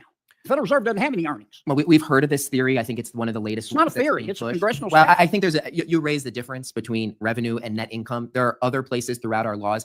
I can tell you we've looked at this issue. We do believe wholeheartedly everyone is complying with the statute. I know you believe that, but if you look at what, I'm aware with what you said. If you read if I could just finish my question. Sure. If you read the opinion, and I did, and you read the statute, it says here, bigger than Dallas, you can only get your money from the Federal Reserve out of earnings. Now, the Federal Reserve has not had any earnings since September of 2022. Isn't that correct? No, that's not correct. Sure, that's From a correct. net income All you have to do perspective, is go. but they've generated lots of ask fees and OMB. income. And I appreciate what you're saying. I'm happy to discuss this with you, but I think we've looked at my point this. is every penny you've gotten under this congressional I don't think statute, Congress wanted every the penny CFPB to be that you've suddenly gotten. If I could defunded. finish my thought. Sure. I know you don't like to hear this, but the law is the law. You've been operating illegally. No, that's not true, sir. Yes, you have. There have been no earnings. Doesn't this put in jeopardy every one of your We've rules? heard this and here every before, one I'm of happy to and every. discuss it. Well, you're going to hear it again because it's law. We didn't say revenue in the statute. We said earnings. How can you possibly argue that the Federal Reserve has had earnings? They're losing money. I'm happy to discuss this with you, but we have looked at this theory before. I know you have, but Yeah. I'm over. I'm sorry.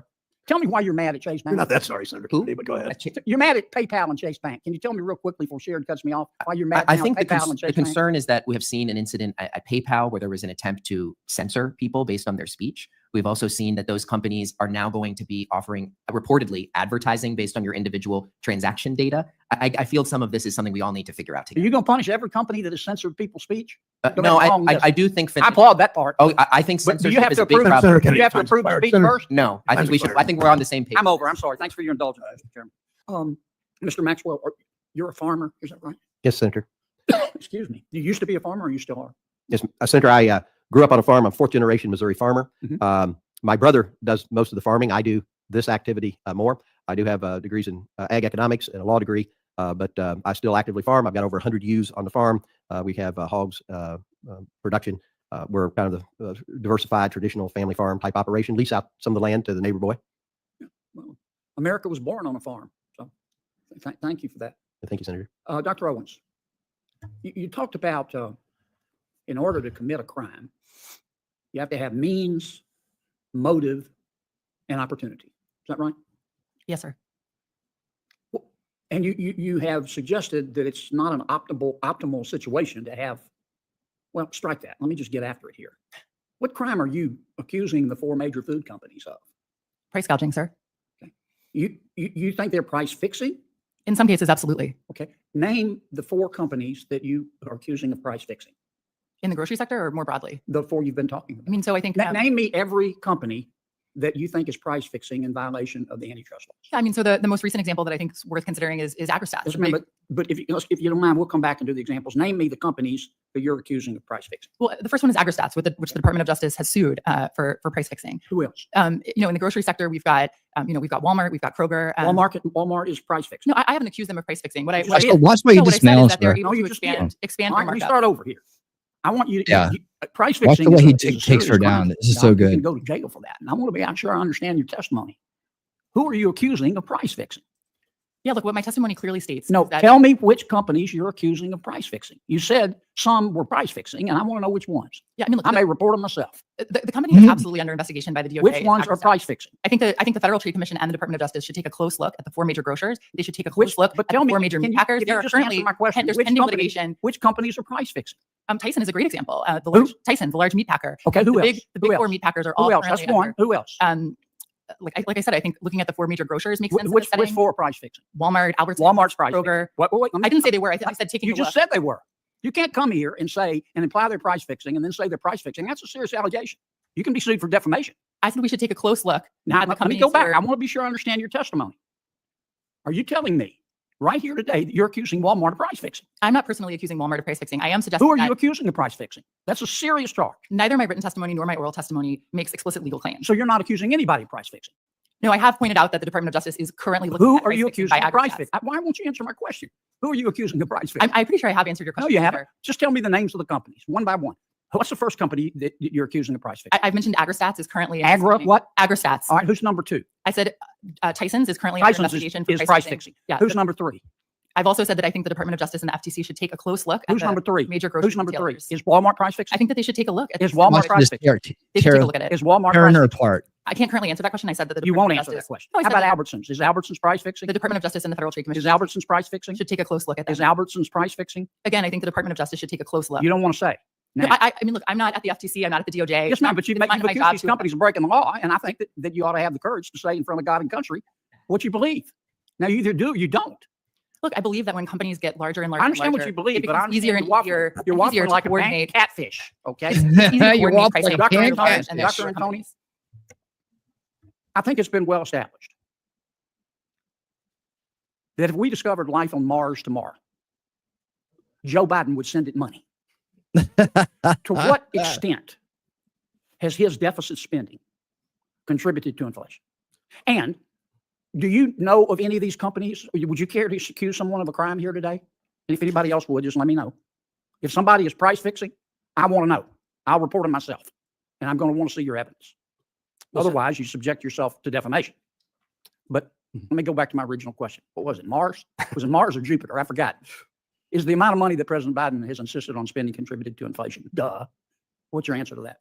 Well, Senator, regarding the price fixing, I have no evidence because there is no evidence of that, so I can't provide that to you. But to answer the hypothetical on Mars, absolutely that would add to inflation. And yes, the deficit spending under this president, but really under any president, it doesn't matter that it's Joe Biden in particular in the White House doing it. Any person who did, if any person did what he did, it would have the exact same effect, which is this massive run up in prices. Because again, it's not that things are more valuable, it's that the dollar is worth less. So it takes more dollars to buy exactly what you used to.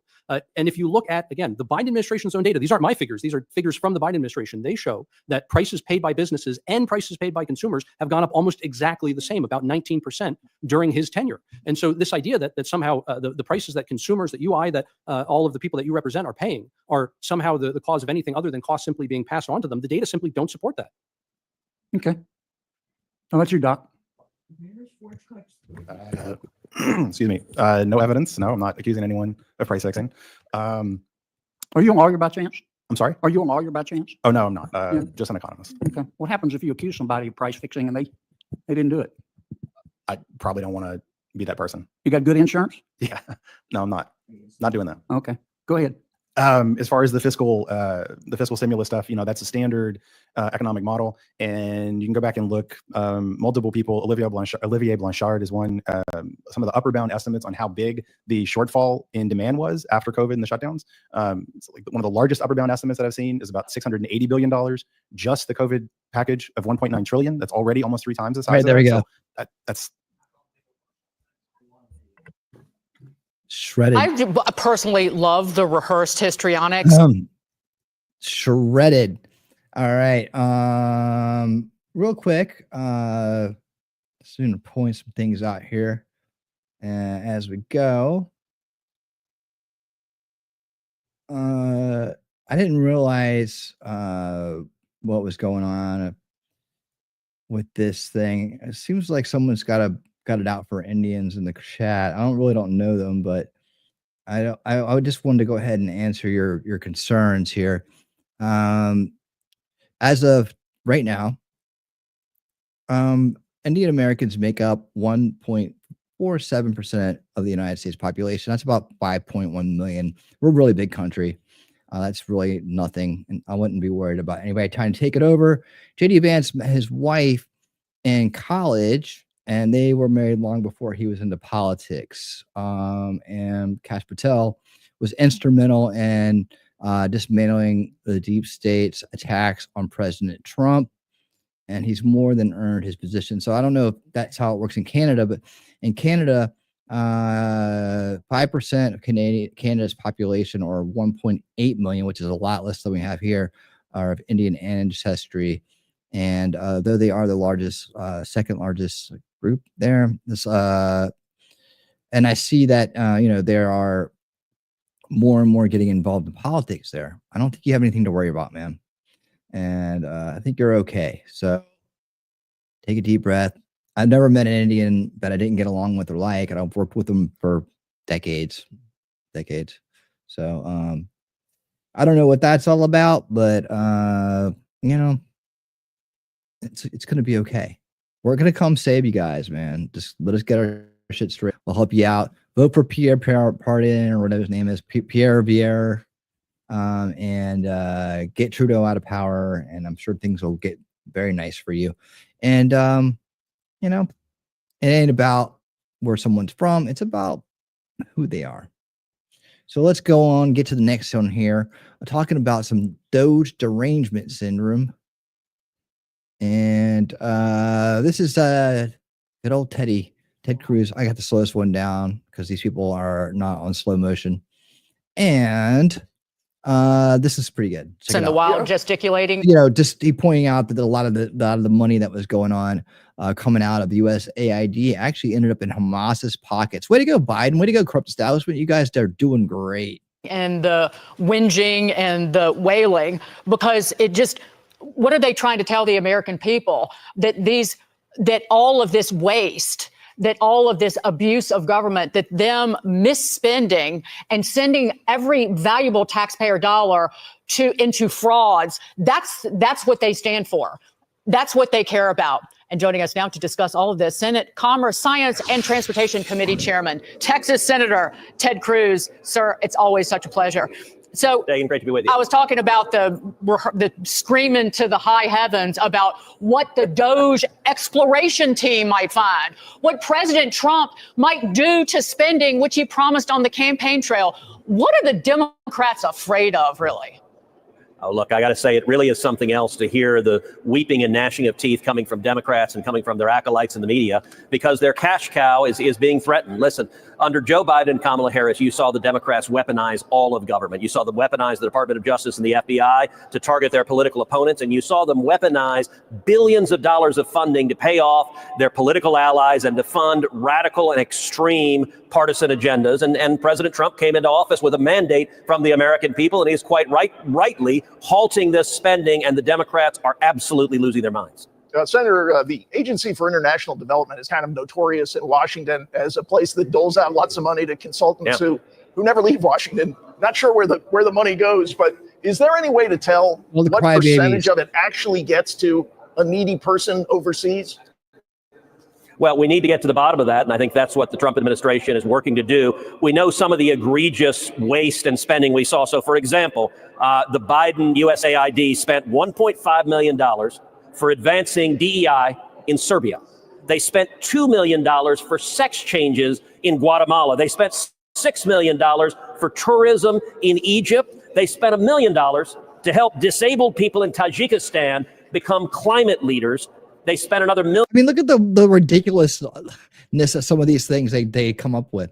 Well, that you can need $1 million for that to help disabled people become climate activists. Oh yeah, here, take a couple million. Yeah, you'll need all of it. You'll need all of it. $1 million for Hamas, a Hamas-linked charity, and they spent Hamas-linked charity. They don't even do background searches on this thing, or maybe that's where they really wanted the money to go in the first place. You know, funneling it over to the destabilizers, to the people who create the crisis, so they can pose as a savior. You know, very nice. $15 million for contraceptives and condoms in Taliban-controlled Afghanistan. Now, what are they using those for, huh? Why they need so many condoms? Why would the Taliban need so many condoms? They don't sell them there. I mean, what do they just send them boxes, or do they buy them for them, or say, hey, make sure you spend these on the condoms, okay?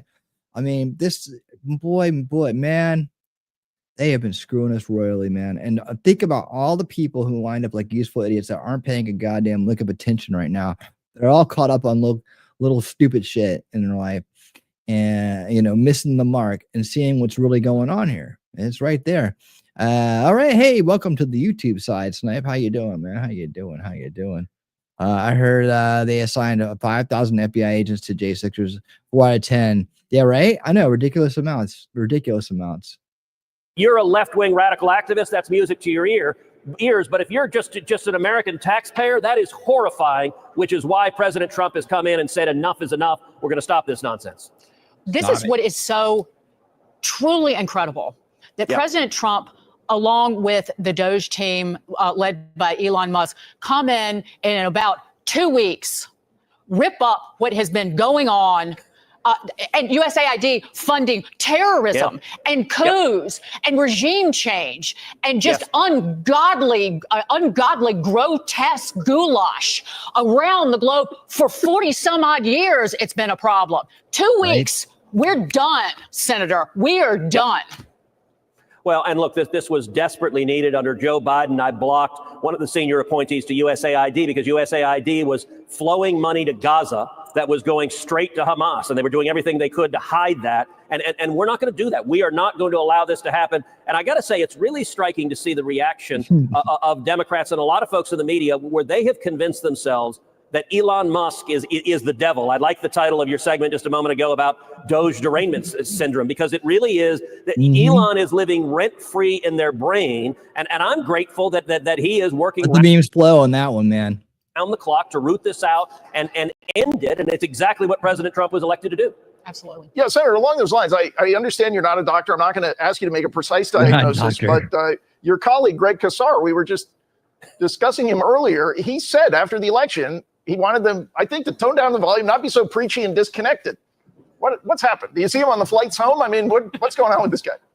Look, they're losing their minds. And it's because I think many of the radical left, they believe they would be in power forever. It's why you saw for 4 years a lawless administration from Joe Biden and Kamala Harris. They wanted to weaponize government. Their objective was to hold on to power, to punish their enemies and reward their friends. And they're suddenly seeing everything they counted on in jeopardy. And listen, I commend the president. I commend the cabinet leaders that have been nominated, that have been confirmed, for getting us back to the rule of law, getting us back to following United States law. And that's, I think, what millions of Texans, millions of Americans, that's exactly what we voted for. Yes, sir. The new Attorney General, Pam Bondi, day one, return to law and order. Speaking of the cabinet confirmations, that the markup of Kash Patel's nomination to run the FBI has been moved to February the 15th. This is the Democrat strategy, and this is at a Democrats requested a delay. What other delay tactics are they up to? And just your reaction to that. Well, listen, Democrats are going to obstruct. They're going to delay. They're doing it on practically every nomination. Now, what Republicans in the Senate have been doing is we've said, we're going to fight you. We're going to keep you here. If need be, we'll keep you here all night. We'll keep you here through the weekend. We're going to get these cabinet members confirmed. I believe Trump's entire cabinet will be confirmed. I think every one of them will be confirmed. And I think they'll all be confirmed within 30 days. And we've seen that when Republicans stand up to them and force them to stay late into the night or through the weekend, the Democrats cave and say, OK, we'll stop delaying and we'll expedite these. I'll tell you where we are right now. We are substantially ahead of the pace of cabinet confirmations for Joe Biden. We're also substantially ahead of the pace of cabinet confirmations for the first term of President Trump's term. And we're going to keep fighting until we get every one of these cabinet members confirmed. Just really quickly, Senator, before we go, the Senate Republicans have a big meeting down in Florida. The House leadership was over at the White House for a long time today. Any insight into what the Republicans in the Senate discuss about particularly the tax bill, the first big steps legislatively that come out of your chamber? So President Trump spent about 2 hours with Senate Republicans week before last. We'll be with him again tomorrow night at Mar-a-Lago. And the focus really is on delivering on our promises, that we have a mandate and we've got to deliver. Number one, we got to secure the border. And the president right now is enforcing the law. He is deporting illegal immigrants and criminals. Congress is going to follow up with the funding to build the wall and to make sure we have the resources to secure the border. But number two, we need to unleash American energy. We need to drive down costs. We need to rebuild our military. And we're going to extend the 2017 Trump tax cuts and get the economy roaring back because people want jobs. We want opportunity. And I'll tell you, the president is also ending the foreign wars that Joe Biden and the Democrats got us in. Okay, so you like the tax cuts extension in that first bill? So I actually think the better approach, that there's a debate between the House and Senate, whether we do one gigantic bill or whether we do two separate bills. The House Speaker thinks we should do one gigantic bill. The Speaker is a good friend of mine. He's a good man. Yeah, he's right. Virtually everyone in the Senate thinks it's a wiser strategy to do two bills because we can get a big victory early on, securing the border, unleashing energy, and rebuilding the military. That's what I expect the Senate to step forward next week to do and pass that and send it over to the House. Okay, thank you, Senator Ted Cruz. Great to see you, Thank Senator. you. Can you make the tax cuts permanent? Amen. That's exactly what we're going to do. Thank you, sir. One of the biggest stories of the week, of course, was that Donald Trump said men cannot be in women's sports. He also said there's only males and females, as per his executive order in the past couple of weeks. And he's trying to move guys out of women's prisons. Yep. And then we have this story. Here comes the obstruction. Federal judge blocks Trump admin from transferring trans-identified males out of We're going to South Africa next. Women's prisons. Come on, man. What is this? Well, let him keep doing it. A move like It's the this last of the means top news we win updates. the midterms, I guess. If they want to live in this world, fine. Here we go. From the post-millennial. The balance of the equities and the public interest favor the plaintiffs. Oh, boy. A federal judge on Tuesday temporarily blocked the Trump administration from transferring trans-identified male inmates from women's facilities to men's facilities and from terminating their access to hormone therapy in response to an executive order signed by President Donald Trump on day one. U.S. District Judge Royce Lamberth in D.C. wrote that there are around 16 trans-identified males being housed in a female penitentiary, including 3 transgender males who brought the suit. Lamberth wrote that the public interest in seeing the plaintiffs relocated immediately to male facilities is slight at best, according to NBC News. Moreover, the balance of the equities and the public interest favor the plaintiffs. Trump signed an executive order on January 20th titled Defending Women from Gender Ideology Extremism and Restoring Biological Truth to the federal government, which stated in part that Attorney General and Secretary of Homeland Security shall ensure that males are not detained in women's prisons or housed in women's detention centers, and that the Attorney General shall ensure that the Bureau of Prisons revises its policies concerning medical care to be consistent with this order, and shall ensure that no federal funds are expended for any medical procedure, treatment, or drug for the purpose of conforming an inmate's appearance to that of the opposite sex. The ruling stated that the Trump administration is temporarily blocked from carrying out the executive order. What? Lambert wrote that the evidence presented by the inmates showed that moving them to men's prisons would place them at a significantly elevated risk of physical and sexual violence, and that not receiving their medication for gender dysphoria would cause numerous and severe symptoms, Politico reported. The Department of Justice argued that it was too soon for the judge to rule in the matter because the inmates had not yet been relocated. But if they had been, they would first need to go through the grievance process within the Bureau of Prisons before going to the courts. Lamberth said the case was an exception because the executive order plainly requires the Bureau of Prisons to perform the allegedly unlawful facility transfer and to withhold the prescribed hormone therapy drugs. So yeah, I don't think that's going to get. I think that's going to get turned around really fast. But that's just an example I wanted to give you of what we knew was coming, anyways, in terms of the different types of tactics they're going to use to try to stop Trump from making progress. All right, let's get down to this discussion here, and then we'll get over to one of our featured stories for the evening. That is the top news and updates for tonight. I got 3 things, specialty kind of stories I want to get into next, man. So I want to make sure we get time to get through all these, and you're going to really enjoy these. All of them, I think, are very informative, and maybe some things you don't normally get to hear.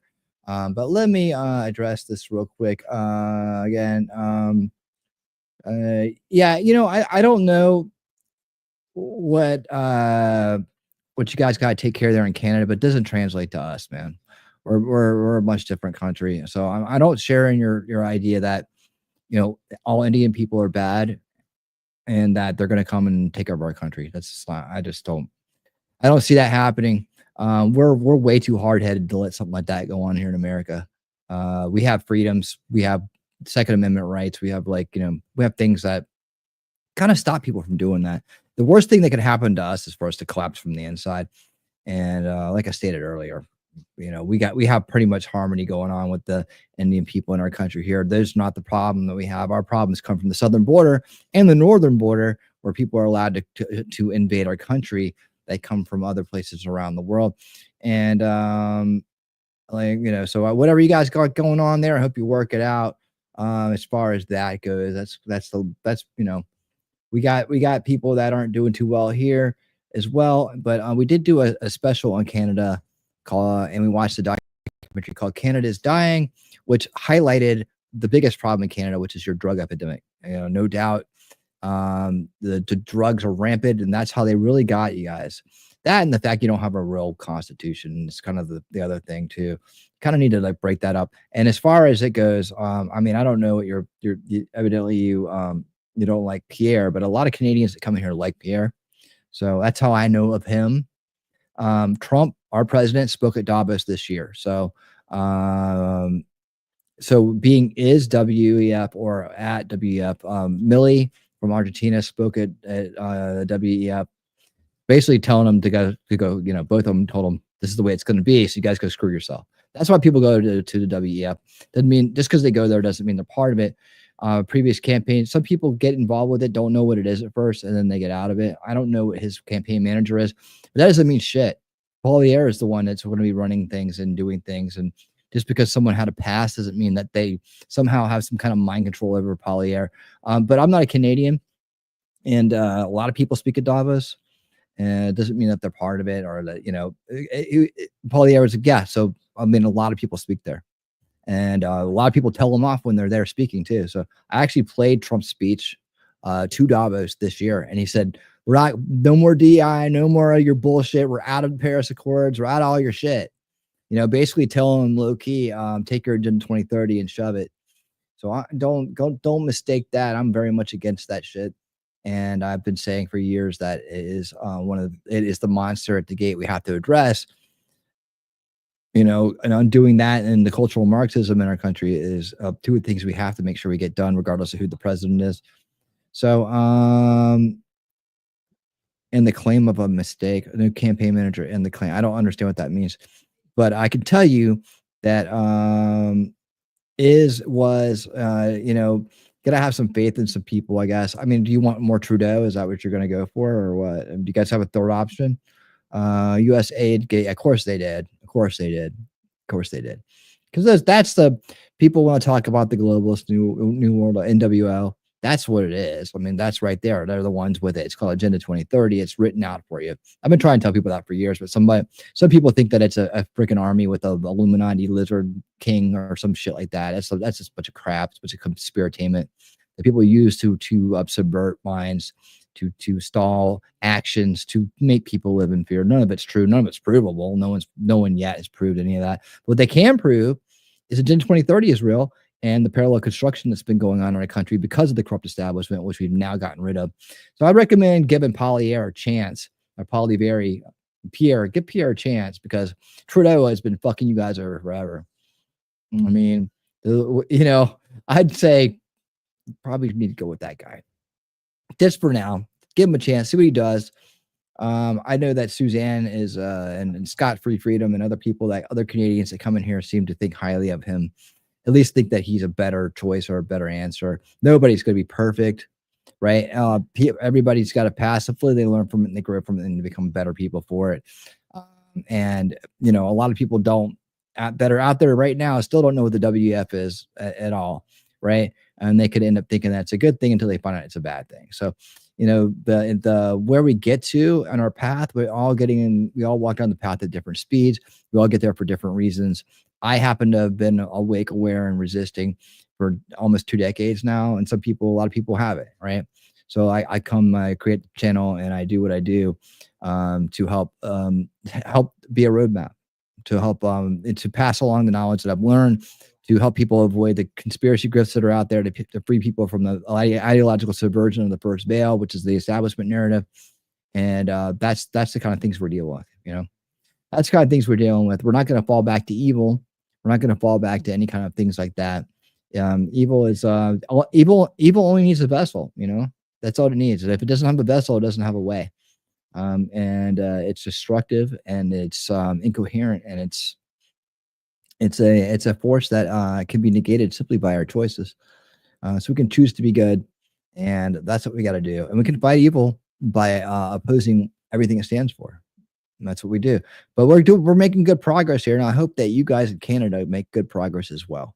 I wish only the best for you guys, and I hope that that things work out and that you find a way to make your country great again too. I really do. Sincerely, and anybody that knows that anybody could come in here for a while knows that for sure that I'm a big supporter of reforming Canada and making it a free country. Let's see, Politico received $8 million from you. Yeah, I know, man. The waste and then the corruption. Imagine if you did some of that stuff in Canada, how much of your money you'd find out is going to shit like that too, man. That would infuriate me. If you don't pay for me to chop off my bits and give myself hormones, I might unallow myself. Right? I hear you, Harvey. Only motel chain to see what. We'll Boston tell. I don't know. What can they do? We can figure shit out on our own here. We have our own intelligence agencies. I don't know what exactly you're referring to, but don't worry, man. Like I said, as we do better here, the people around us will do better. If you guys can come on and be the 51st state if you want, that'd be just fine. Let's see. Yeah, Wolfram Millions went to all MSM outlets and media. Yeah, of course. The propaganda networks getting propped up. We always wondered where the money was coming from. Now we know. Follow the money. Follow the money. Shooting like 66,000 journalists.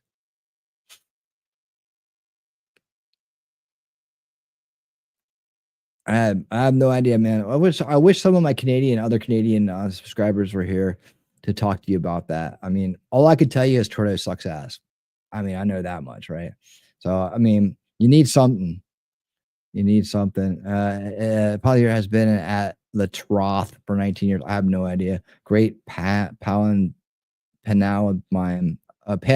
but name, but accomplishment. Something. Shelly just doesn't drink out of the slurpee machine. Okay. Let's see. Well, then I guess you're screwed. I don't know what to tell you, brother. I guess you're screwed. Sorry. My favorite interview is when Pierre was sitting down with a journalist, continued eating at and crunching his apple in the mic, then accused him of being like Trump, and he asked, "What does that mean?" Let's see. A little squishy, but better than JT. Man, maybe somebody will pop up there and be like, you know what? I'm gonna go up there and help Canada out. Maybe there's some great Canadian out there waiting to be discovered. You know what you need is you need yourself to have like a Ron Paul revolution like we had here. That's what catalyzed the Trump Make America Great movement. You need to have a Ron Paul movement down there or up there. But you really need a constitution. People refuse to do their own research. My aunt thinks Agenda 2030 is a conspiracy theory, right? Yeah, maybe people wake up with their own, and some people are never going to wake up. Some people will never wake up. And that's the sad part about that's a tragedy of subversion. Let's see. The journalist responded, "Well, that's why I'm asking." And Pierre said, "Well, you should know what your question means before you ask them." See,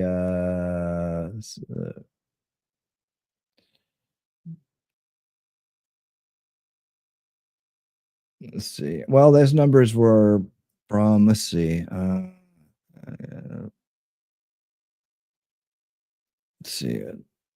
They were a little dated. Let's see what you got today.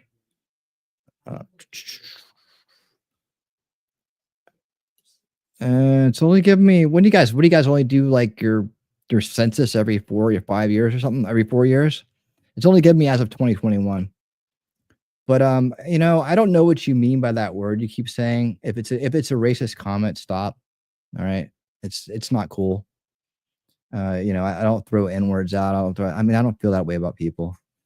I don't know if that's an insult or if that's just a description. I have no idea because I've never said that word. I don't know what it means. Should I look it up? See what it says. I'm sorry you're really upset about it. Did someone do something to you? Oh, it's a state of India. Okay, I get it. Okay, so it's when you say Punjab, you mean India as the state of India. Okay, I get you. All right, I didn't know if that was some kind of like derogatory term. I didn't know what that meant. So okay, thanks for that. I got that now. So that's not a derogatory term. It's not derogatory. Okay, it's a descriptive term, huh? Well, I hope that's this worry of yours doesn't drive you to do something, something not good. Just stay in the light, man. Stay in the light. Things will work itself out. And I don't know why Canada seems, if it's so bad there, why you guys are just getting all the bad ones. Maybe it's your open come on in mentality, which they had to close down recently. But Trudeau pretty much opened up your borders because people were flying up to Canada to come through here and without having to get a visa to go through there. So that's part of your problem right there is you don't have good border security, and Trump's inspiring that. So maybe that'll help you guys out. Maybe that we're already helping make Canada great again. But don't let hate get to you, man. Don't let it get to you. I know you seem from your comments like I'm not hearing your tone. You seem frustrated, and that I feel for you if you are. I feel for you if you are. I just don't want to see someone let it get to you. Don't let it get to you, man. People are people, and there's good ones and bad ones and shitheads, and there's people who don't respect, like people who come here, and if you get into a place for free and you're allowed to live there for free and you're given a bunch of stuff, you don't tend to respect it, right? And that, I think you're probably maybe suffering from some of that up there. We definitely suffer it from here. Well, run for office, dude. Beaver Fry tried to run for office in Canada, and he got beaten.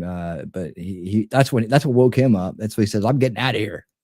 I'm getting the hell out of here. But I mean, a lot of people seem to like Pierre. Is he really pushing for higher? Like I said, I don't know Canadian politics, but I'm going to go ahead and sunset that and say best of luck. And we're going to move on to one of our featured stories, so I don't run my crowd out. Let's see. Talking about things I can't quite. I have to. I'm trying to, start here, and then we'll work our way out. But I hope some of the good things that are happening here translates to Canada. I only wish you guys the best. All right. So let me go ahead and pull this one up. Let's go. Let's get this. I can't wait to show you this story. You want to see how bad it can be, though? You want to see what it looks like in another country far, far away when somebody's after you, and what it looks like? We're getting ready to go there right now. Let me show you this, man. This is if you haven't seen this yet, get ready. This is not going to be this is going to be a little tense, right? Where is it? Bless me. Here we go.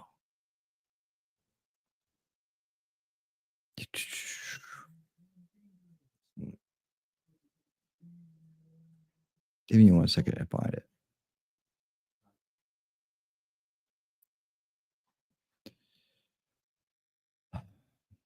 It's frustrating when I have it right in front of me and then it disappears on me.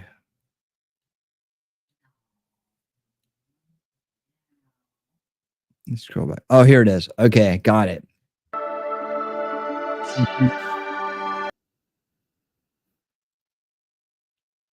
Abundant hypocrisy of the left. You know, it's funny because Democrats are always going on and on about the voiceless and the powerless people, right? But in reality, I mean, we've analyzed their track record for years. They act as if they care about the powerless, but they seem to always be doing the bidding. Anunnaki, what's up? How you doing? Good to see you over there. No further than the 2020 era, let's call it, where they pretended that they were just trying to protect the most vulnerable people, but really, their policies seem to serve the biggest corporations and created the biggest wealth divide, I'd argue, in world history. And of course, as they run this scam, they're always pointing the finger at the other side, specifically Donald Trump, and claiming Donald Trump only cares about the billionaires, right? I gotta stop. So I don't the rumble rants don't come up on this in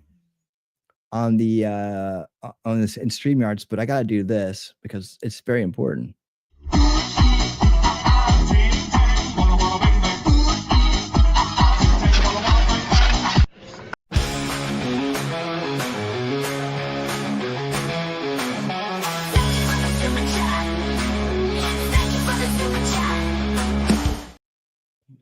Anunnaki, the one, you are the one.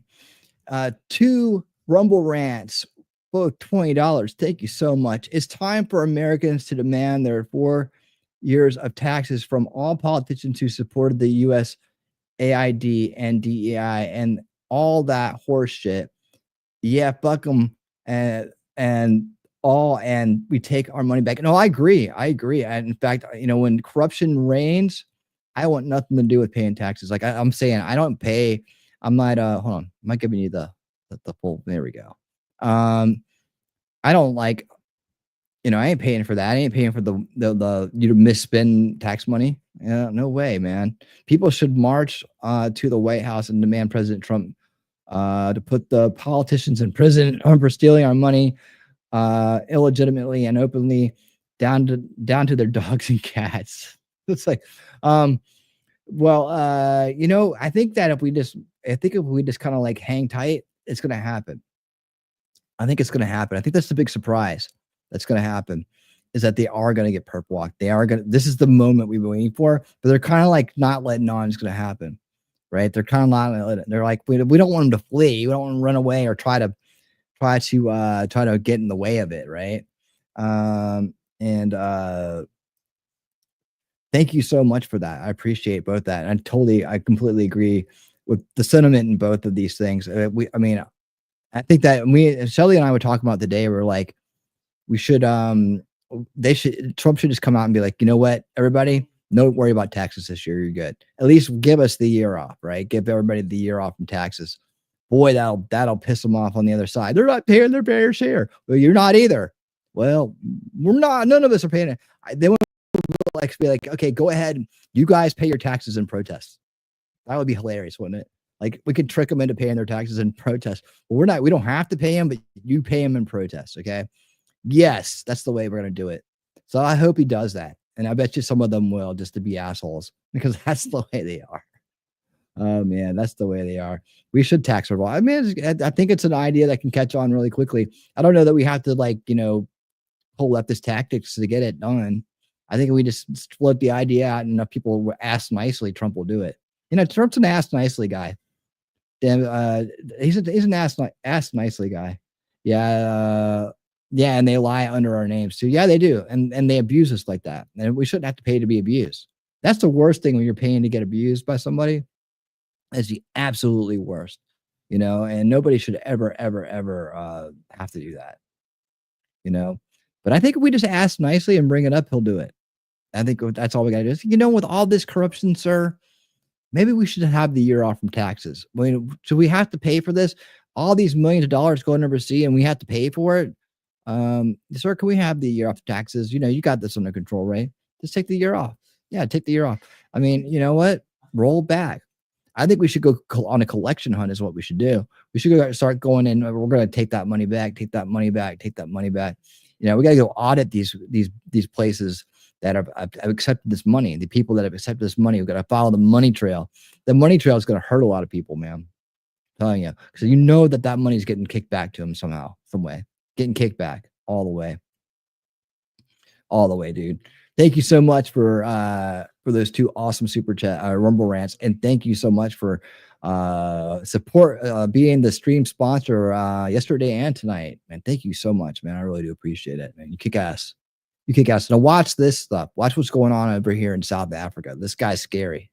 Sanders, the billionaire class, Donald Trump and his billionaire buddies. He supposedly only cares about the rich. But of course, as we've covered and as we've pointed out, and I believe we've proven over the years, Donald Trump, in my view, or at least in my lifetime, seems to be the only politician who actually speaks for the powerless and the voiceless. He's the one billionaire who seems to put the American working class at the forefront of his political thought and action. He's the one who speaks for the persecuted, who speaks for the people that are getting the short end of the stick of the system. And now, I guess, building on that point, Donald Trump does it again. There's been a lot of reports over the last 6-7 years, issues of racial persecution happening in the nation of South Africa. It's been quite the controversial issue that seemingly nobody wants to talk about. And when I say nobody, I mean our politicians and the mainstream media. Of course, it fits right in with what I was talking about, the selective outrage that we see from the left when it comes to human rights violations and other forms of discrimination. For some reason, the left seems to think that they have the authority to pick and choose who deserves sympathy and who doesn't. When their preferred political groups cry out for justice, they demand intervention. The Karens flood in the streets and screech with emotional pleas for action. But when the victims don't fit the preferred racial narrative, of course, it's silence, or worse, justification. And nowhere is this clearer than the response that we've seen from the left of what's going on in South Africa, where reportedly white South African farmers are being systematically targeted, brutalized, and murdered. For years, the mainstream media and the left has ignored this issue because, at least from what I can gather, it seems as though it contradicts their simplistic, radicalized racial view of the world and history.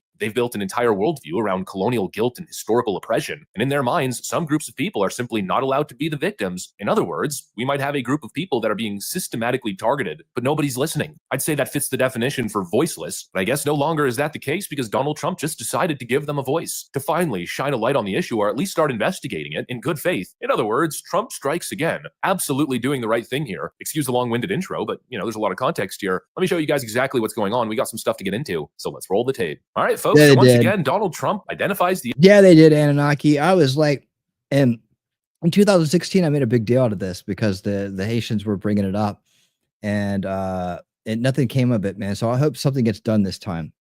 Because them getting away with stealing that money from those people when they need it could have turned that. We had discussions about here. Some people were like, well, Haitia's always been kind of a mess, and we don't know if that money would have gone there. I was like, I don't care. It's the point that everybody gave them the money and they stole it. They shouldn't get away with stealing it. And then they get to sit around there, and she gets to run for president, and she gets to, be Secretary of State or whatever. She gets more and more and more of our money. The Clinton Foundation goes unpunished for all the shit they did, even though we're bringing it up. That was one of the most frustrating things about 2016 to 2020. Like those 4 years was that the people that should have gotten their ass kicked didn't. So I think that this time around it's going to change. I think it might change this time around. I hope so. I'm hanging on for it. And maybe if it gets to be like 2027 and we don't see anything, we start making a little noise about it. We start making a little noise about it, and because we need justice, or else justice dies, right? And what we've been getting is a lot of injustice, and we also need to show the bad guys out there, the corrupt people out there, that no more, right? And someone needs to be made an example of, a big time example of. And I wouldn't think of anybody better than the Clintons to be that big time example. The issue, and he's doing something about it. Take a look at this. Why South Africa? It's only South Africa. Terrible things are happening in South Africa. The leadership is doing some terrible things, horrible things. So that's under investigation right now. We'll make a determination. And until such time as we find out what South Africa is doing, they're taking away land, they're confiscating land, and actually they're doing things that are perhaps far worse than that. He also released this statement on Truth Social. South Africa is confiscating land and treating certain classes of people very badly. It is a bad situation that the radical left media does not want to so much as mention. Have you guys heard about this at all? Anybody heard about this prior to me playing this right now? They didn't watch this report on their own? Like, it's zero coverage. Massive human rights violation at a minimum is happening for all to see. The United States will not stand for it. We will act. Also, I will be cutting off all future funding to South Africa until a full investigation of the situation is completed. And of course, just so we're clear, he's talking about white South African farmers. These are European descendant white farmers whose land is being seized by the South African government. And now Trump is promising that he's going to cut funding to South Africa while this investigation is happening. This is an issue of possible human rights violations that the left has simply swept under the rug as if it's not happening. Under the Joe Biden administration, they basically buried the story, ignored the ongoing killings, and now Donald Trump's coming in and bringing the issue to the forefront again. And actually, I think the reason that Trump is bringing this up is because South Africa is about to have their elections in a few months, where they're supposedly poised to elect a little bit of an interesting fellow. Meet Julius Malema, a radical leftist candidate who uses the term "kill the Boers" as his political chant.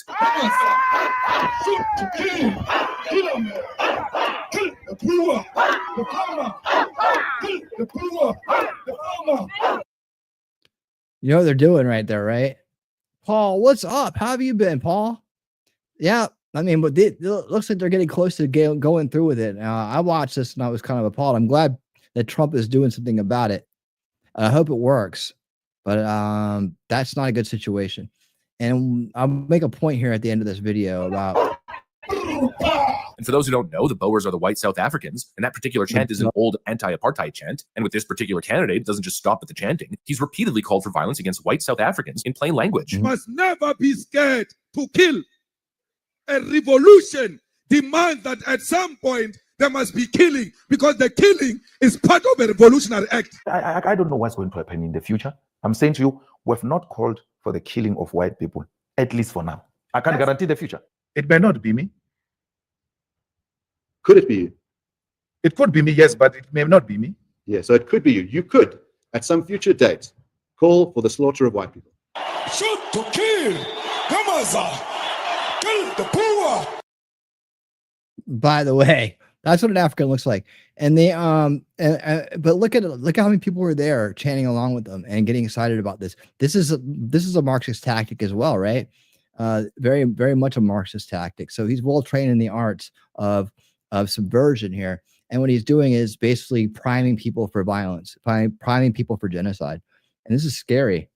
But would any establishment leftists here like to go over to this country and talk to this gentleman about DEI, diversity, equity, and inclusion? And would you like to go over there and protest and say there's not enough white people in government or that own businesses, or because the white people are the minority there? Would you like to go over there and confront this man and these people in this crowd about those ideas? Would you like to go over there and say, it's black supremacy? Would you like to call it black? Would you like to call it that? And would you like to talk to this man about black supremacy and how they can change things for the better? Where's the UNWF and their bright ideas? Are they going in there and trying to do this right now? I wonder why. The farmer, kill the poor. The farmer. Pa. I don't know, seems like an issue, right? But according to the left, it's a nothing to see here situation. They claim that it's just a metaphor that shouldn't be taken literally. The New York Times put out a story basically saying the exact same thing. Take a look at this. Kill the Boer song fuels backlash in South Africa, but historians and the left-wing politicians who embrace it say that it should not be taken literally. But honestly, I struggle with that a little bit. I mean, really? Not take it literally when he's literally, at least seemingly, calling for violence? He's telling you not to take it literally. I mean, can you imagine if that was something going on here? And don't take it seriously. We're just kidding. And all of this is happening with the backdrop of white farmers being murdered in South Africa at a horrifying rate. Since the end of apartheid, there have been over 100,000 murders of white South Africans. To really put it into visual perspective, I'll show you guys a video here of aerial footage where you can see all kinds of white crosses laid out on the side along a road in the farmlands. Yeah, that might be a problem. There's an awesome dude. I'm trying to think. I can't remember his entire name right now. He has an animal channel. He does a reptile channel. He's kind of like the South African crocodile hunter or crocodile guy that passed away. He got stung by a stingray. I'm really not this dumb. I can't think of his name right now. His name's Dingo, right? But I can't remember the full name of the channel. I haven't watched it for a while, but when the riots were going on there not too long back, I did donate it. He was giving updates about what's going on. They were very close to his reptilian place, right? This is a guy that like will get in there with snakes and stuff, and he'll hang out with like poisonous snakes, and he's just like the crocodile. Was it crocodile hunter? He didn't really hunt crocodiles as much as he did hang out with them. But the Aussie guy, yeah. I'm trying to think what his name is. Hey, guys, help me out. I'm not thinking of it right now. But anyways, Dingo's a cool dude, and he's got a cool place down there in South Africa. And he's really close to some of this stuff when they were rioting. They were going through basically breaking into their storage units and stealing shit out of their storage units. Steve Irwin was the gentleman who died, right? And then I probably need to go find Dingo on my own. But Dingo is like the South African version of it. He's like the South African Steve Irwin. So, he was right in the middle of all this stuff last time when they were just going through raging and looting and causing violence. Anyways, I'll find his name. He's a really cool dude.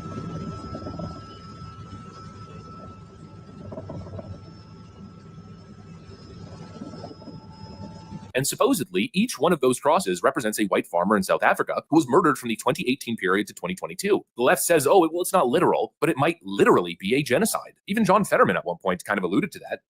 And now let's also talk about that. Now we're talking about genocide. And now South Africa is bringing that kind of a trial. Maybe South Africa being able to sit this one out when they're talking about criticizing.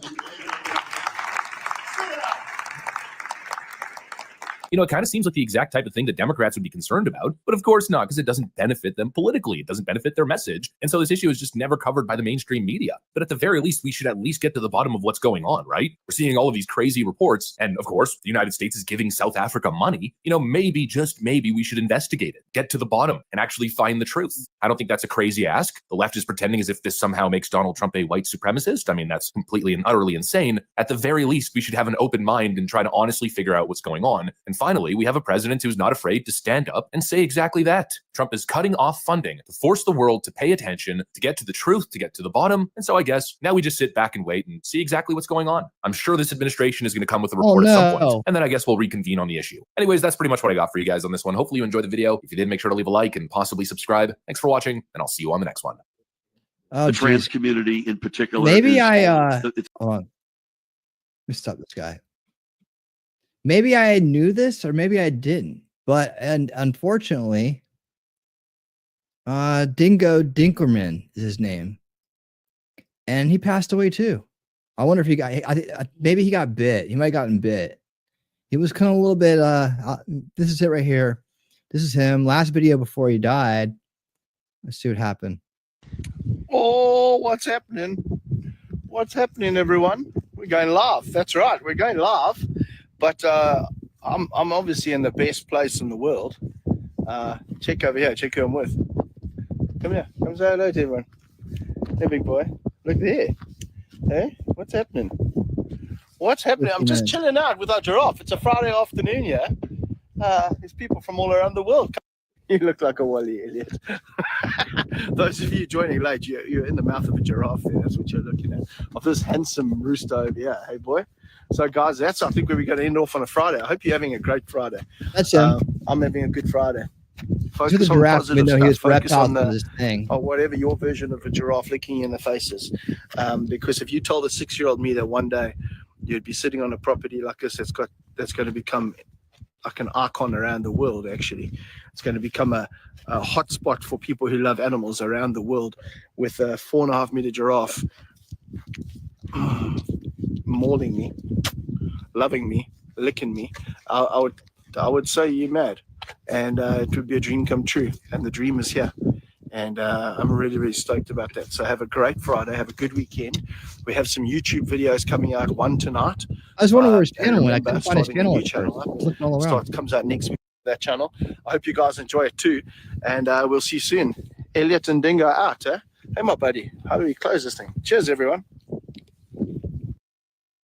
Graham Dingo Dinkelman, a well-known nature conservationist and popular YouTuber, passed away at the age of 44 after being bitten by a venomous snake. Often called South Africa's Steve Irwin, Dinkelman, a husband and father of 3, had been in a medically induced coma for about a month following a severe reaction to the bite, as his wife shared on social media. He was bitten by an eastern green mamba and soon went into shock. 5 days after the bite, his wife Christy posted on Instagram that he was in the ICU. After a month He was in the allergic to coma, venom. he passed away, and He his loved wife reptiles so wrote much a he wouldn't give it heartfelt up. tribute on Instagram, remembering his love. Yeah. Oh, man. That sucks. That really sucks. But anyway, I'm sorry. I mean, don't go running off on me, damn it. All right. We still got more to do here. But, oh, yeah. Green mamba, deadly snake. Yep.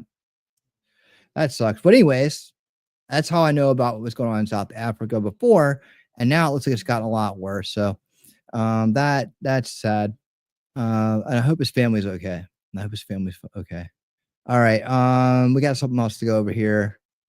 I know there's, you can never replace them, but I hope they're safe from what's going on. I hope they'll be kept safe. Everybody keep them in your thoughts and prayers. Let's see. Okay. So next, I want to do this real quick. And this is very interesting too. We got 2 more things and then we're out. We need to do this. This is how the CIA works and like what will come of this this layoff strategy. So let's check this out. This is Andrew Bustamante. I've had him on before on a different topic. But let's check this out right here and see what he has to say. He does a great job of kind of laying out the structure of how the CIA works and explains it. And so what's the chances of a mass layoff happening at the CIA? And if there was, how does that work? Right. And I think this is good information for people that are interested in the topic, and that you'll learn a lot about the structure of the CIA from this video. CIA Director John Ratcliffe just announced this week that he is extending Donald Trump's invitation for early resignation to the men and women at CIA. Now, here's what I think is going to happen. As someone who has actually resigned from CIA, let me be the first one to tell you that CIA is unlike any other organization in the federal government. In large part, it's because CIA has a clandestine mission, a secret mission, what some might call undercover, other might call covert. What that means is that not every employee at CIA is officially affiliated with CIA. So that's very different than something like, say, Department of State or Homeland Security or Health and Human Services. When you work for IRS, everybody in the building works for IRS. But when you work for CIA, you actually might on paper appear to work for somebody else, because there are certain officers at CIA who are categorized under a clandestine mission set, paramilitary, core collectors, et cetera, et cetera. So inside of CIA, which is largely broken into 4 different divisions, if you will, every division hosts a certain number of clandestine officers. While public estimates say that CIA has 20,000 or more CIA officers, in my experience, it's actually quite a bit smaller than that. Not only that, but it's only about 8 to 10% of its entire employee base that are officially under the clandestine mission set, which means that less than 10%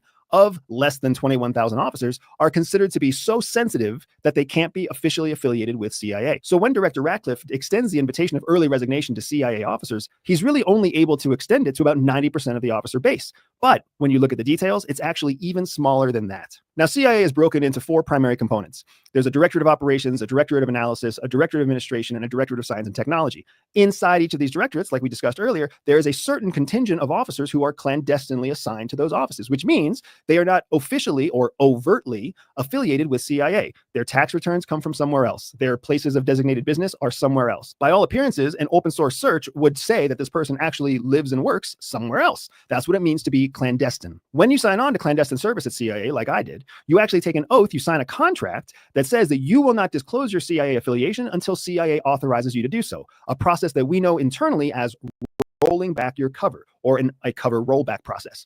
Only after CIA officially acknowledges that you can be affiliated with the organization are you allowed to publicly say that you are part of that organization. So what does that mean for the people who want to resign from CIA under Ratcliffe's invitation, but who are currently in the clandestine service? It means that if they choose to leave, they will leave without ever having CIA affiliation. So their professional background, their resume, their applications for future jobs won't be able to reference CIA in any way, shape, or form unless CIA authorizes it, which has been a major problem since 2018 during the first Donald Trump administration. During the first Trump administration, there were actually so many clandestine officers who voluntarily left service that they created a backlog of the cover rollback process. So CIA has been working for more than 6 years to get through the backlog of previous officers who left during the previous Trump administration. So now new officers who choose to leave in the current administration will be added to that backlog, which means it could take up to 5 or 7 years or longer before they can truly disclose their affiliation with CIA. That's a long time to go with a big blank spot on your resume while you're trying to build a new career. A second point that's important to understand is that even though the director, John Ratcliffe, has invited people to submit their applications to resign early,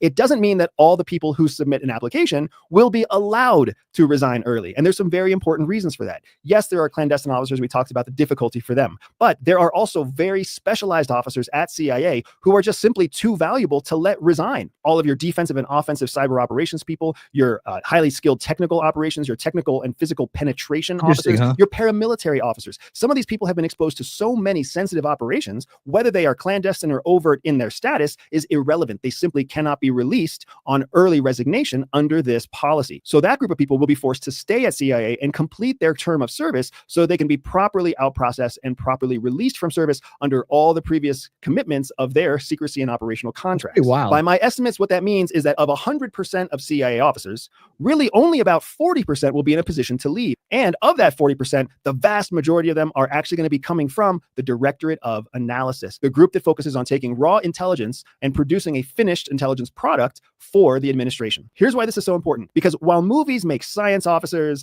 and field officers look like they're the true heroes of the CIA, in fact, it's all the analysts that actually make the real intelligence magic happen, because they're the ones that take raw intelligence collected from signals, collected from human collectors, collected from measurements intelligence, collected from satellites. They take all this intelligence and they consolidate it, they vet it, they package it, they refine it, and then they give it to the president in a way that the president can actually make sense of the information. In essence, without the analysts, all you have is information. You don't actually have intelligence. Now imagine a CIA where 10 to 15% of that analytical core, those professional analysts, choose to resign in the next 8 months. Not only does CIA lose the capacity to generate intelligence because they lose analysts, but CIA also loses the opportunity to produce as much intelligence as it currently produces. So there will be an overwhelming amount of new intelligence coming in that can't be properly vetted or packaged and delivered to the president. This is where AI tools become foundational to the long-term capability of intelligence collection organizations like CIA. But here's the truth of it. AI doesn't work quite as well yet as actual trained human beings. So the question I'm asking myself is, does the future CIA have an abundance of intelligence that simply can't be processed in time and turned over to policymakers quick enough to prevent disaster? Or does the future CIA have a highly efficient, well-run AI that allows for all intelligence to be properly packaged and delivered in a way that maximizes American security? In my experience with both the government and technology, it's not likely to be the latter. Now, don't get me wrong. I think it makes complete sense that Director Ratcliffe chose to extend the invitation from the Trump administration to all CIA employees. It shows unity in government, and it shows Ratcliffe's commitment to executing the administration's policies. And I think Donald Trump is right to be taking aggressive action to shrink the size of the U.S. federal government. However, what I'm also saying is that the intelligence infrastructure is a much more delicate and difficult beast to wrangle than something as simple as Department of Treasury, Department of State, or even Border Patrol. Now, whether you've been following me for years or whether you're finding me for the first time, my mission since leaving CIA is to bring spy education that breaks barriers to the public. And there is no better way to teach the public about the truth. All right, cool, man. Right on. If you want to check that out, you go to everydayspy.com or something. But yeah, there you go. There's a nice little explanation about the structure works. Yeah, it's definitely a clusterfuck, man. But we'll see. We'll see. So it may not look like much is happening when something is. That's just the way it is, I guess, what he's trying to say. All right, let's check out this very important. If you have never seen a Jeff Alstrup video, this guy is a pro root cause analyst, very patient, very much walks in, data driven, very organized, and he almost on every thing he takes on comes out with the root truth of what's happening. And no doubt tonight he's provided us with a great look at what went down in DC between the helicopter and the plane. So I've been waiting to show this one to you. It's worth the watch. Let me get him up here and get it working. There we go. Hold on. All right, guys. And then after this, we'll be on out for our weekend. All right. So, anyways, let me get this queued up and we'll be good to go. All right, we're all good. Okay. And away we go. How did this American Airlines Bombardier CRJ 700 series regional jet plane and this Sikorsky UH-60 military Black Hawk helicopter end up in a mid-air collision together on January 29th, 2025 on the Potomac River, just as the plane was about to land at Ronald Reagan National Airport in Washington, D.C.? We are going to take a look into where the NTSB is with their investigation so far, and we're going to try to determine how both of these aircraft ended up. Just for background, he did root cause analysis on July 13th, which we featured here the whole time we were doing the investigation ourselves. The Titan submersible, that one, Baltimore Bridge. He does things like structural collapses and big kind of disasters, right? And he's got some of the best stuff out there. Like this, so that this doesn't happen again to any other pair of aircraft. Today we are going to see this crash scenario exactly as the passengers aboard the plane would have seen it. Let me just give you a brief overview of what was going on in this area right here. So this is the Woodrow Wilson Bridge. It's about 5 miles away from the airport, which is right here. And so originally what happened was American Airlines Flight 5342 was on an approach here coming into runway 1. So this is the busiest airport runway in the world, according to the media. And so what happens is a lot of times, if you've ever been by an airport and you see at night all of the stars up in the sky from the airlines, they look like stars and they're all coming in one after another and they're just stacked up. And so what happens is if you get too close to the plane in front of you when you're coming in, you're going to hit their wake turbulence from their wings and it could cause problems for you. And then not only that, American Airlines Flight 5342 was actually too close to the plane in front of it. So what happened was the air traffic controllers asked them if they wanted to reroute and come in over here on runway 33. At 8:43:06, the crew made initial contact with the DCA tower. The tower controller then asked if the crew could switch to runway 33. After a brief discussion between the crew, they agreed to runway 33.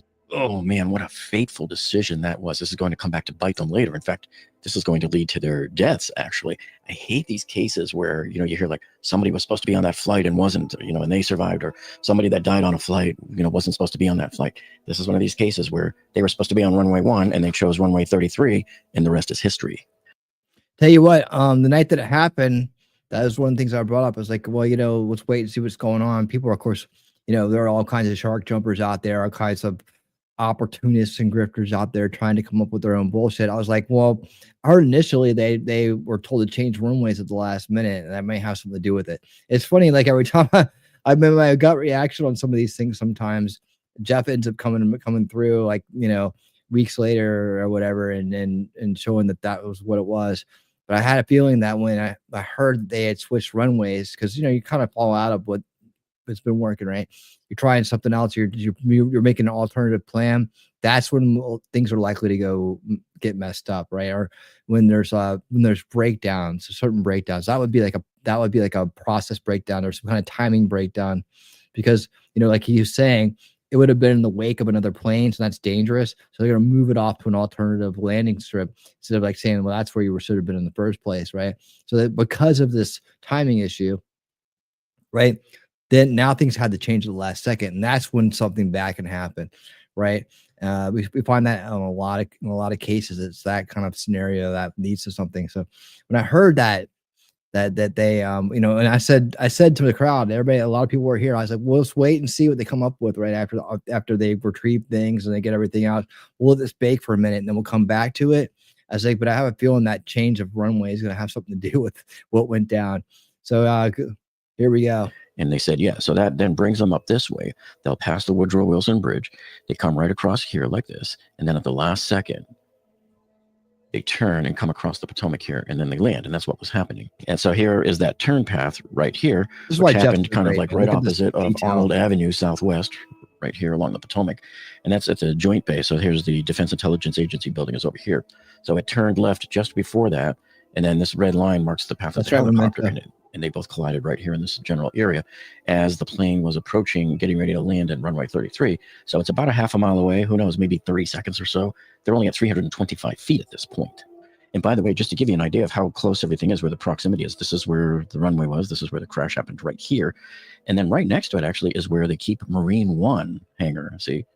So the president's helicopters are kept right there at the Department of Defense, and probably mostly at Andrews Air Force Base. There's your Secret Service right there. And then a little bit further up the way here, right here is your National Mall. So the Lincoln Memorial is here, the Washington Monument's here, the White House is here. So the White House looks like it's about, I don't know, it's 3 miles at the very most away from the airport. So this all happened very close to the White House. I mean, things could have gone different if it was maybe say another plane coming in this way. Who knows what might have happened. At 8:46:01, a radio transmission from the tower was audible, informing Pat 25 that traffic just south of the Wilson Bridge was a CRJ at 1,200 feet circling to runway 33. And so you see the helicopter was on its normal Route 1 and getting ready to switch over here to Route 4. This is the area where the helicopters normally fly. And I don't know, perhaps they should have moved this route inland a little bit over to here on the right. I think you're going to start seeing people pushing for that later on. There's no reason to have a helicopter over here flying at the same time that a plane is coming in when the plane's at 300 feet and the helicopter is supposed to be at 200 feet. You're only talking about 100-foot difference. That to me is not enough margin of error. What is enough margin of error is if you had route number 1 going way over here and continuing to route 4 along this way. Just change where the routes are going so that the planes are over here and they'll never have to worry about it. They can land. Yeah, they shouldn't be close to each other. At 8:46:29, the crew received a 1,000-foot automated call-out. At 8:46:47, DCA Tower cleared other jet traffic on runway 1 for departure with no delay. At 8:47:29, the crew received a 500-foot automated call-out. So you got some expertise in that area. At 8:47:39, a radio transmission from the tower was audible, asking Pat 25 if the CRJ was in sight. 1 second later, the crew received an automated traffic advisory stating traffic. At 8:47:42, a radio transmission from the tower was audible, directing Pat 25 to pass behind the CRJ. At 8:47:58, the crew had a verbal reaction, and FDR data showed the airplane beginning to increase its pitch. Sounds of impact were audible about 1 second later, followed by the end of the recording. Now, this seems eerie, but I want to show you the view from the passengers that they had from sitting on that plane right at the moment that it impacted with the Black Hawk helicopter. And we're going to use video shot by other people who have taken that same path successfully before and landed safely at the airport. So here it is flying right over the Woodrow Wilson Bridge. It's right below the wing now, and you'll see it appear on the backside of the wing on the left part of your screen. That's the Woodrow Wilson Bridge, about 5.5 miles away from the airport. And so you see here, it's flying over land right now, right at the edge of the Potomac River. And at any second now, you're going to see it start to make its little turn. So here it is. It's going to make its turn to the left, heading over towards the airport in just a second here. Now you can see the airport appearing on the upper right-hand part of your screen up there.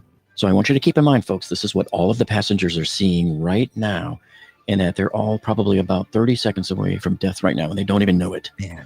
So now the plane is banking that left-hand turn that you've seen on all the maps. And the point of collision is going to be coming up right here any second here now.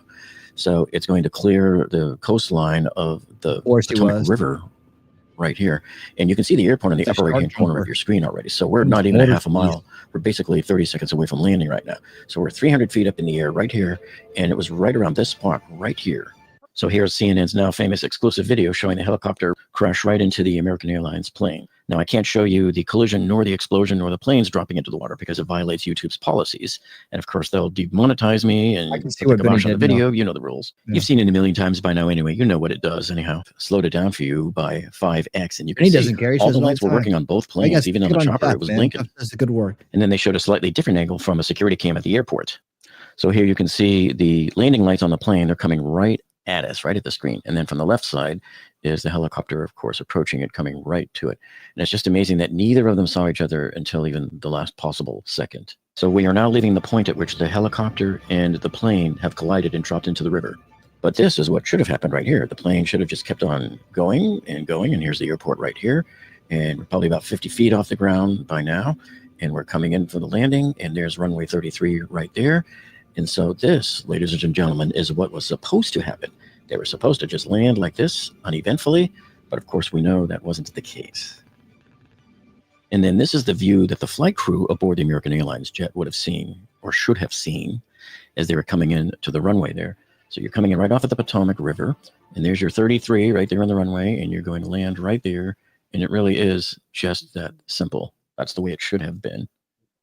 Now, I want you to think about this for a minute. Just imagine this last snapshot that I showed you of what the passengers are seeing just 1 second before the Black Hawk helicopter crashes into the CJR. Okay, so here you are, a passenger. You're looking out. Yeah, but you know, the videos that are out there and the way people presented it, and that's why I didn't get into them. I didn't talk about it at first. These things always get taken the wrong way, especially by people who are attention-driven, clicks and views and likes. They got a huge audience. And they know how to, make scary looking thumbnails and get people all like riled up. What is this? What is this? And I saw some of Benny's takes on it. He's one of the ones that likes to do it. I don't know how, I don't know. I ain't going to get into it, but yeah. So he kept showing the video, the CNN video. So it's right here. It's CNN video. It's right here. They were coming right at each other for 2 minutes straight, that's what he said, for like a minute straight or 2 minutes straight or something like that. I was like, there's something up with that. It's like, oh, why wouldn't they do it? And then people thought, okay, well, it's the pilots that did it. But really from the angles, they weren't coming right at each other. They just intersected at a certain point. That's what happened. But how can other channels show that collision and this one? I don't know. It's sucks. And maybe he's just making the assumption he can't do it, or I don't know.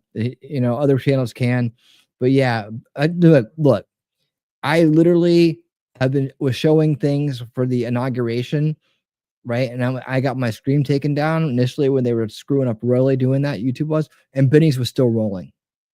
Same feed, same everything.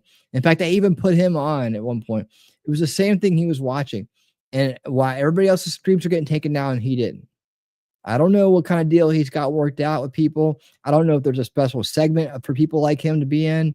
But there's certain things that he can do on his channel that other people can't do. He can play copyrighted material other people can't play. I don't know if he's bought licenses. I don't know if he's if he blew somebody down at YouTube. I don't know what he's done, right? But he gets privileges that the rest of us don't get. And I don't even think it has anything to do with subscription numbers, although I don't know where Jeff is. Jeff should be like Jeff's got a 500,000, right? Almost 600, a little over 500,000. He should have millions and millions and millions of subscribers. The quality of work he puts out is freaking top notch. And Benny Johnson could learn like him, Benny Johnson, and all these other shark jumpers that are out there. When shit like this goes down, they're out of their wheelhouse. They're not good at it. They should stick to politics and soft news. They should be having this guy on. They should be sniping his content. They should be going to him with, let's see what Jeff says, because Jeff has nailed it every single time. And while these guys are making tons and tons and tons of money, hundreds of thousands of dollars a year off of putting bullshit out there, right? And basically shitting in people's ears and eyes, right? A guy like this who's doing it right, it's because he's not attention driven. He's not trying to be first to market about anything. He wants to be right. He'd rather know the truth than get a bunch of clicks and views. And it's just a mentality. It's just a mentality. Some of us value our audience more than others. And it seems like the people who don't value their audience or don't care about what they put into people's minds and how they you know, the time invested they give to them by watching their stuff or coming to their streams, they don't appreciate it. So they're like, well, I'll just piss right in your ears, you know, for an hour and you'll be happy about it, right? I'll tell you all kinds of bullshit I'll make up off the spot and you'll just throw money at me. That's the way some of these people, their attitudes are. They're and we may be all be on the same team, but I question their motives sometimes. It's like, why? How do you think that that's right? Even doing the people that died in these events, how do you think that's doing them right? You know, and much less pissing on your audience like that. I mean, I just don't get it. It's one of my pet peeves. Everybody knows that it's here. They all know that I get all riled up when it comes to grifters, man, conspiracy grifters and people who just do dumb shit.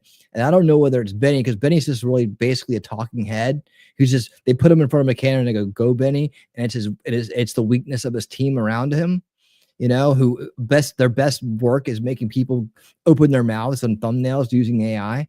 I mean, I don't know. You know, he's in with Trump. He's in with the team. He's a funny guy in person. He should be a stand-up comedian. I saw him speak live in Atlanta or Alpharetta for the Trump rally, the Turning Point rally. He's a funny guy. I'm sure he's really nice. I mean, you know, Gary says he's not the most polite guy to other journalists that aren't in the in crowd. You know, I can kind of see him being a little snobberoo. He came from BuzzFeed.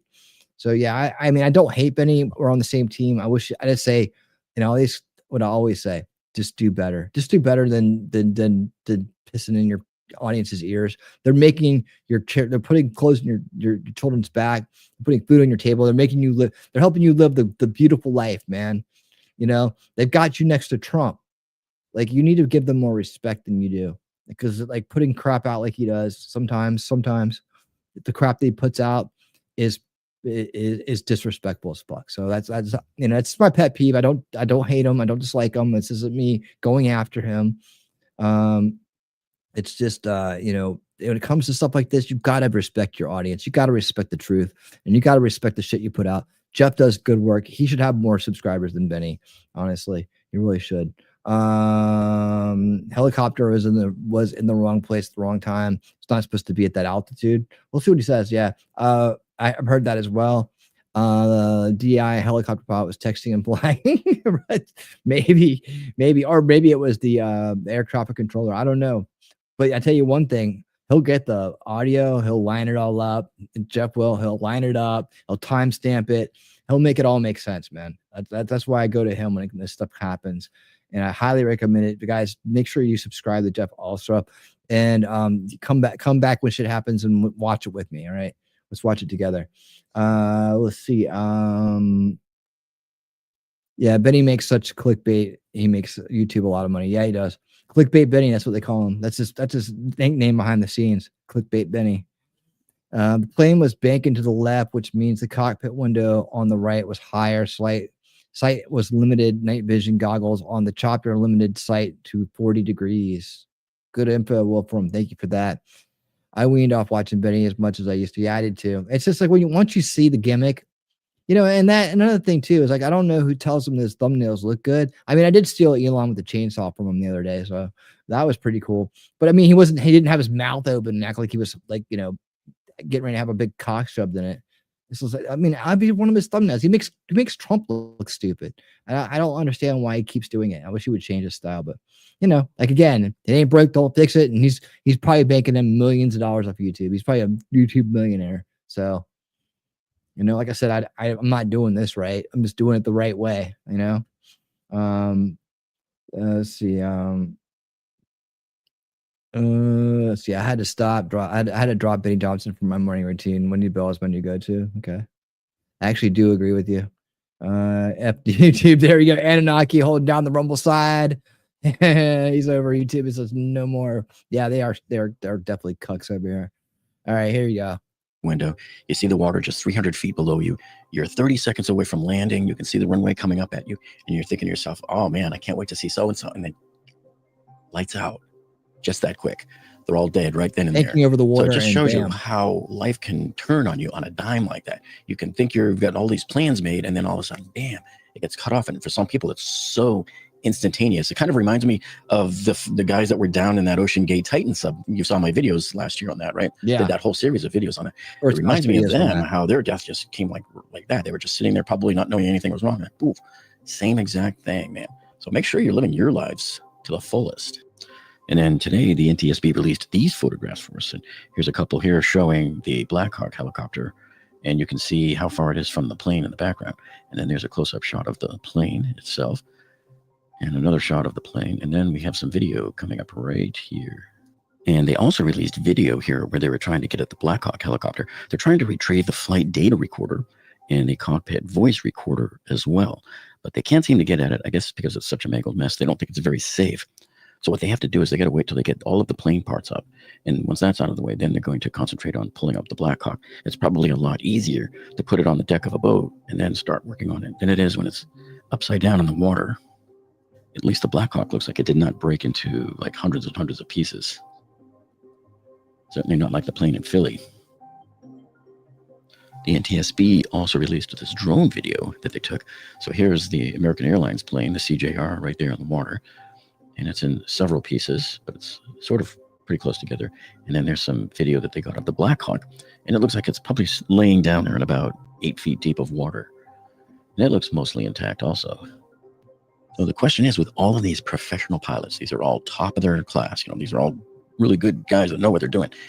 How did they get this miscommunication here? How did they end up like this? How did they not see each other? Why was the helicopter at 325 feet when the ceiling for it is at 200 feet? So was there equipment failure, radar failure? So really, until they recover at least the voice recorder and the flight data recorder from the Black Hawk to give us more information. Plus, they can also tell us at that point in time where they were in their eye goggles or not, the nighttime vision there. We know that sometimes these city lights can cause a lot of problems with these night vision goggles. So who knows what the cause is at this point. Now, I know a lot of conspiracy theory people are going to be saying, look, this thing, it looks like it headed right towards it. How could you not miss a plane like that? That's the big question. That's their reasoning. And so the actual truth here, folks, is that it's very difficult to aim for a moving plane that's going that fast and actually hit it. But yet here we are, we're stuck with this conundrum here about how do we answer the fact that, well, it did hit it. And it hit it, if I'm claiming correctly, it hit it randomly. And so you're thinking there's no way it could have been random. But you know what? We have on average about 35 mid-air collisions a year in the United States. You typically don't hear about them because they're two small planes that collide over, some cow pasture somewhere, and you don't ever really hear much of it on the major news. But about 70 people die in the United States every year from these mid-air collisions. About 35 of them. And of course, don't forget that famous one back in California back in 1978. So this was a Boeing 727 that was coming in for a landing. It was about 3 miles away from Lindbergh Field in San Diego, and it got hit by a Cessna, And that was a very famous crash because there was famous pictures sent all around the world where people got pictures of that plane coming down, and it was in flames, flying its way down to the ground where it crashed. And of course, there was no survivors on either plane. So these types of occurrences, they do happen. They're fairly rare, but they do happen. And yes, I know it's mind-boggling because when you look at this little point in the sky where one little plane could be, and the whole sky is infinitely out this way, how could there be 2 points at the exact same space right there, just like this? Well, that's what happens at a crowded airport. So this is cool to see here. So they're opening up the flight data recorder that they got out of the American Airlines jet. And of course, when they find something like that underwater, they have to bring it back to the lab, submerged in water. They leave it like that until they get it to the lab and open it. So they usually just leave it filled in the bucket with water. Sometimes it's ionized water. I don't know if they're using any alcohol. I know when I worked as an electrical engineer at Motorola, we used to clean printed circuit boards that came back with water damage and, crystalline dendrite growth and stains and stuff. We would use alcohol on the printed circuit boards. So that's what they're doing here. They're just draining all of the water out of it, and now they're going to open it up. And of course, they're taking pictures from several different angles as well. So that's what it looks like. You can see why this thing survives crashes, just because it's built like a tank. And even though they call them black boxes, they're actually orange. And then you can see as they open it up, they're examining the printed circuit board. And this, of course, has solid state chips in there. So there's no moving parts. There's no tape drives or anything like they may have had in years past. Now here it looks like he is examining the zero insertion force ribbon cable that goes into a connector at the end there. And I think they're trying to clean it out because probably some water got in the cell. Looks like he's got a Q-tip there, probably alcohol. So they're trying to get rid of any dendrite growth that would occur there from the water stains or, calcium deposits, any of that type of stuff that you would find under the water. Hey, and don't forget to let us know in the comments here what you think is the cause of this crash. Make sure you see the other video I did here on the Philadelphia MedJet crash as well. That happened just a couple of days later. So thank you so much for joining us, and we'll see all of you on the next one. All right. Thanks, Jeff. Yeah, Another I would great like to see job. Jordan. I'd like to see Egypt Real pro take some root of the cause guys. analysis, and I'm sure he'll do a follow-up on that. So when he does a follow-up on it, I will come back to that as well, and I will let you guys know. We'll get the Black Hawk black box, and we'll figure out we'll put the rest of the puzzle together, and we'll figure out what actually went on. But I can tell you what didn't happen. They didn't come going straight at each other for 2 minutes straight, like some YouTubers are trying to make people believe and going on rants about, like, that this are unhinged and weird.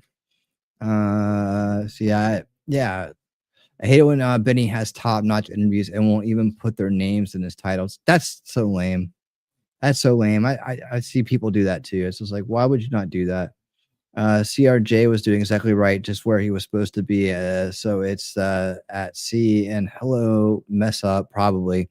Hello, UHFCRJ on VHF, not communicating except with ATC. Hello was on, I don't know what you're talking about, man. I just having fun reading it, though. Also, the fact that this doesn't happen more often, like car crashes, is a testament to how well we have been learning from mistakes of the past. Good point, Paul. Good point. As Wolfram says, good point. With night vision goggles, city lights would have been blinding the chopper pilot. Lighting a match at 1,000 feet looks like a spotlight through night vision goggles. Yeah. And it just seems like the plane was cutting across the road there, where the helicopter was just driving down the road, right? But again, like there's something going on with the altitudes, and there's definitely some bad logistics going on and planning and routing and having why do we have why is a helicopter flying down that time of night? They're doing training exercises, but like why even go near the airport? What do you need to train on right there? Like what is it you need to train on that you can't train somewhere else? Like, why would you even go near a busy airport to train do military training? I mean, what are you trying to do? What kind of training do we do?